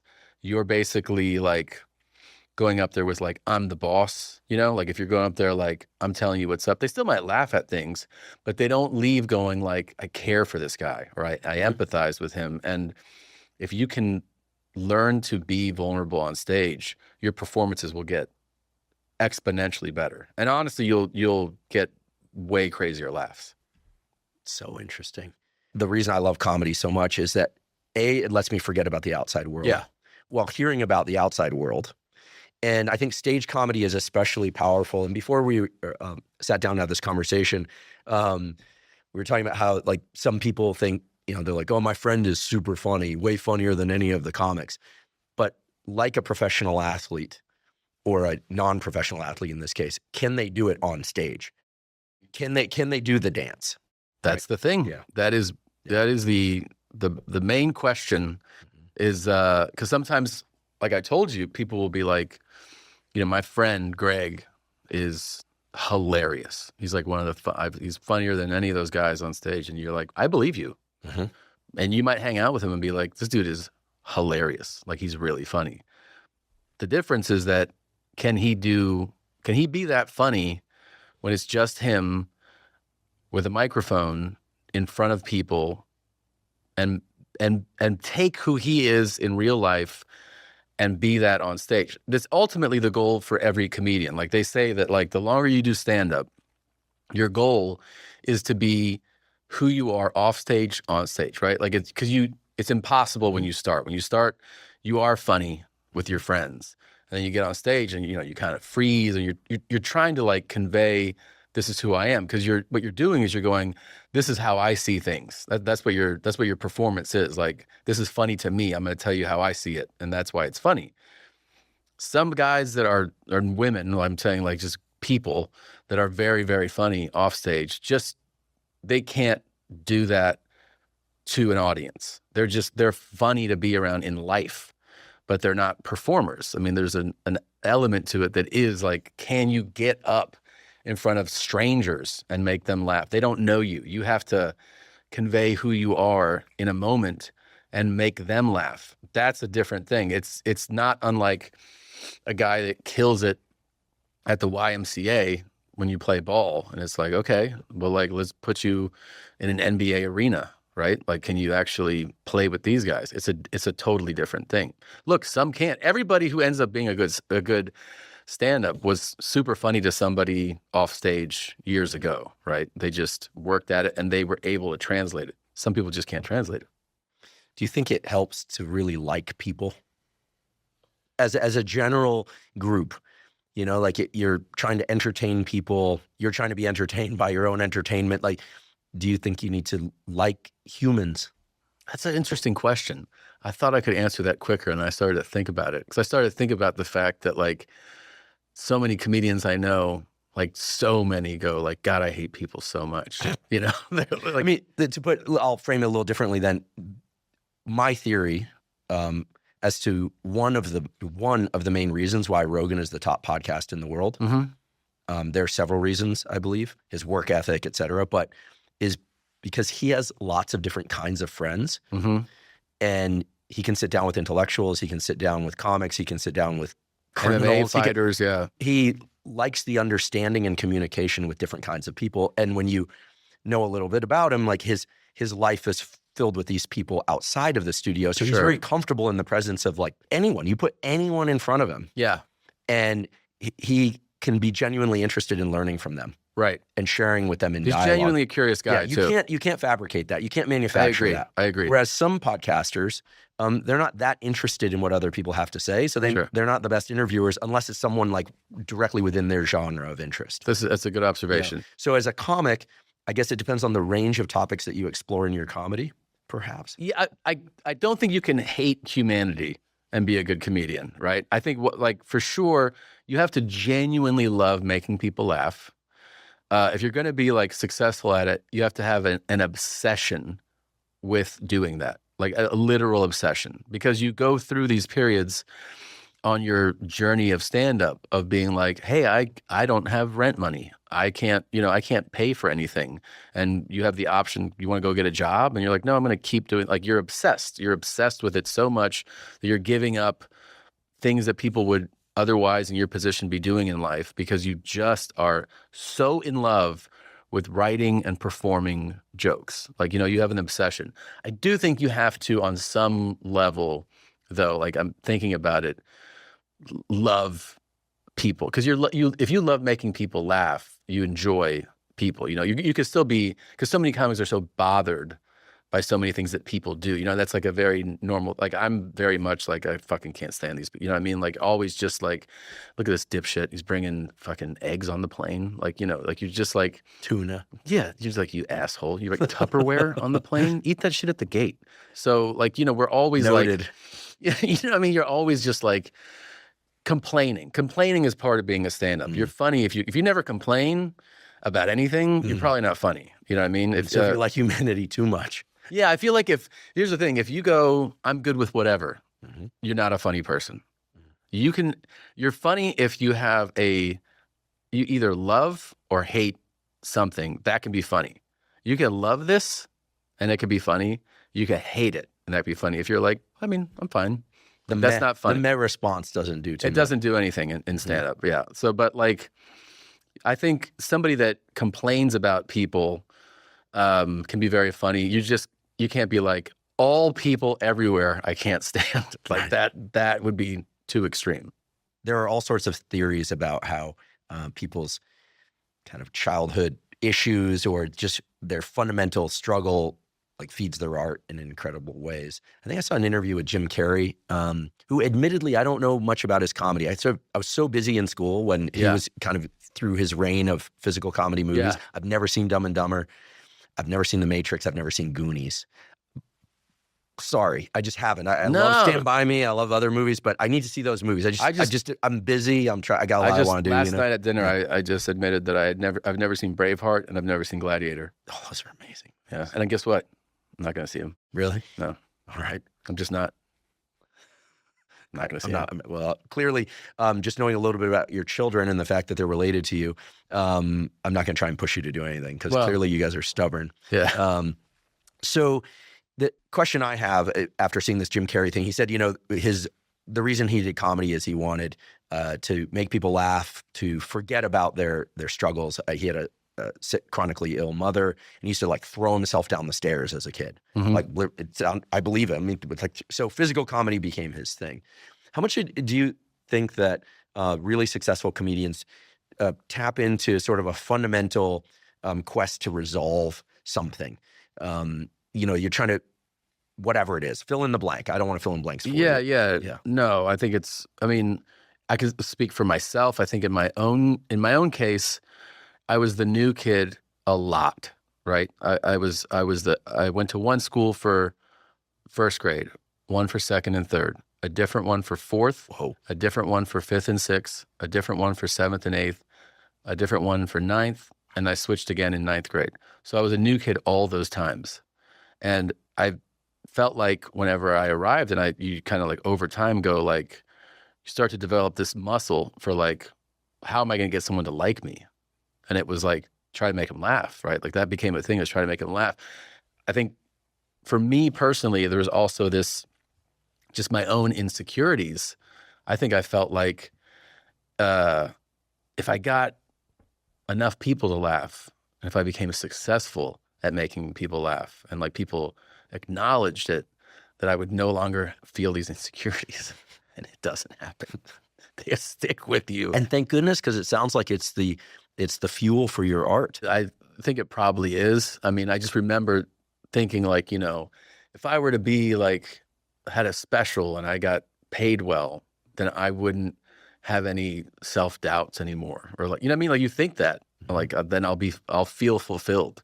And then you get the thing and you're like, yeah, no, it's the same. It didn't go. I mean, you start to address it in other ways because you just realize that the accomplishment or whatever isn't the answer to that thing, but it is a thing that makes you think that it will make you feel complete, right? And it's not the case. And I do think that like being a new kid a lot is something that I'll probably never shake that kind of memory of just, it's, when you're a kid, your social acceptance is so dominating. It's different as you get older, I think. You're not like so concerned with like being socially accepted everywhere. And you have a family and you're just like, this is my group. But as a kid, it's like, it's kind of everything, and being new every time, like every new school year is like, yeah, it's kind of traumatizing. Yeah. So it's the friction that creates the spark. I think so. And so you don't want to do too much therapy and resolve it. I mean, seriously speaking. I've done so much. Yeah, same. It doesn't ever go away. It helps. It helps in that like you have certain awareness of things now, certain dots get connected. Mm-hmm. I think therapy is phenomenal. I would not have traded any of the therapy that I had. I'm a huge advocate for it. Mm-hmm. I think it's great. You don't go like same thing, like now I'm done, everything's fine. Like it doesn't work like that. Well, it's like taking Jordan's competitive nature away. You wouldn't want that.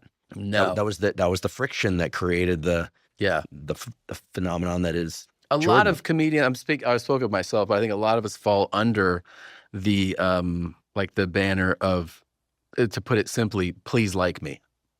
You know what I mean? Like you just go, please like me. I want you to like me. Because that's what you are when you're a new kid, and that's what you are when you walk into a room, and you just go like, I just want people to like me. And a lot of comics might not admit it like that, but it's definitely the case. You want to be liked. Sounds pathetic, I think, but it's true. No, I don't think it sounds pathetic. It sounds incredibly open and honest, and I think it's going to be very helpful for people who seek to be comedians, and just for people generally trying to think about how their challenge, that inner friction, can create amazing things. Yeah, and you've managed to do it over and over again. So maybe you almost got me to cry. We talked about it. You almost got me. I can keep going. No. Change the topic. What's happening now? What's next? Well, it really I know people use this expression, but it really truly was a dream come true to make the series, like a for real. I made no secret about it that like the reason I moved to LA was not to be a stand-up comedian. It was to like make movies and stuff. Like that's what I wanted to do. So like getting the opportunity to make the show, it felt like I got paid to make like 15 mini movies for the series. And I mean, I've never had a more fulfilling kind of creative experience, like from writing to producing it to, being in the edits and seeing this thing come together. So for me, it's like, it's such a thrill to have that experience and to be able to put that out as like something that I made with a bunch of great people. The difference stand-up is like you're alone, and like on a show or a movie, you're with like 100 other people. And it was an awesome experience, and I get to do some more of it. So I get to do like a movie this summer, and another show I got asked to develop. So I'm like over the moon that I get to do these things. It's like I get to do them 20 years after I thought I would do them, but I'm super grateful to have the experience. So yeah, I'm most excited that I get to keep pursuing that, because I feel like it's been in my head this whole time, and now I actually get to act on it.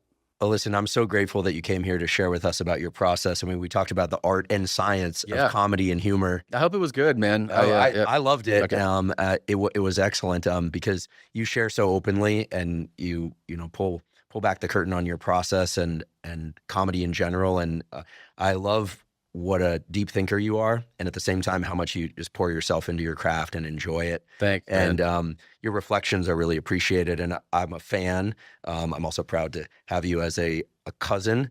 And look, I look to you as somebody who really understands how to also balance work and family and merge the insanity of life into a craft. And people really, I can just say, I speak for many, many people, very confidently on this.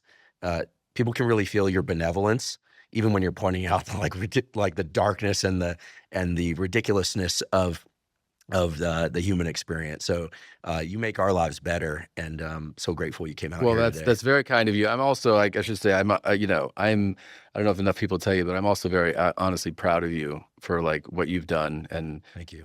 Being a teacher is one thing, but being able to teach so many people and share, like I always feel like the most generous person is the person who doesn't hoard information.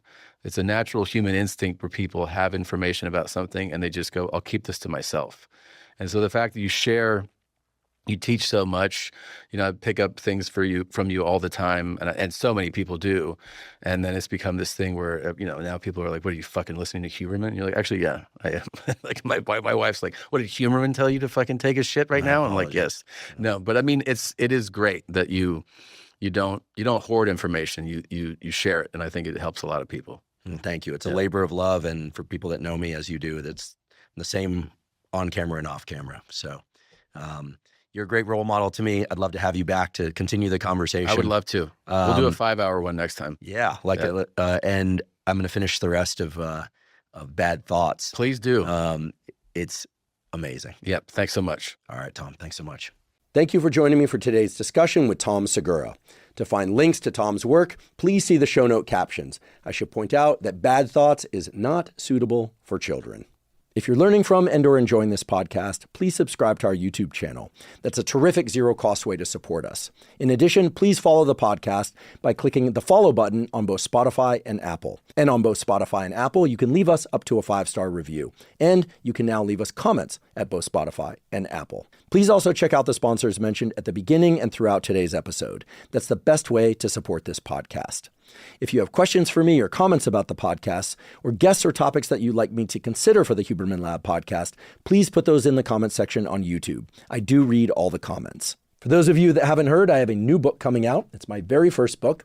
It's entitled Protocols, an Operating Manual for the Human Body. This is a book that I've been working on for more than 5 years, and that's based on more than 30 years of research and experience.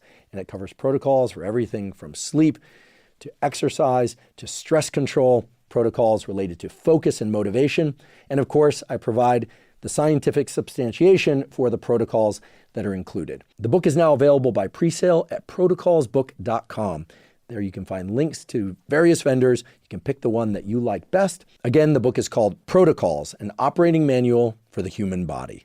And if you're not already following me on social media, I am Huberman Lab on all social media platforms. So that's Instagram, X, Threads, Facebook, and LinkedIn. And on all those platforms, I discuss science and science-related tools, some of which overlaps with the content of the Huberman Lab podcast, but much of which is distinct from the information on the Huberman Lab podcast. Again, it's Huberman Lab on all social media platforms. And if you haven't already subscribed to our Neural Network newsletter, the Neural Network newsletter is a zero-cost monthly newsletter that includes podcast summaries as well as what we call protocols in the form of 1 to 3 page PDFs that cover everything from how to optimize your sleep, how to optimize dopamine, deliberate cold exposure. We have a foundational fitness protocol that covers cardiovascular training and resistance training. All of that is available completely zero cost. You simply go to hubermanlab.com, go to the menu tab in the top right corner, scroll down to newsletter, and enter your email. And I should emphasize that we do not share your email with anybody. Thank you once again for joining me for today's discussion with Tom Segura. And last, but certainly not least, thank you for your interest in science.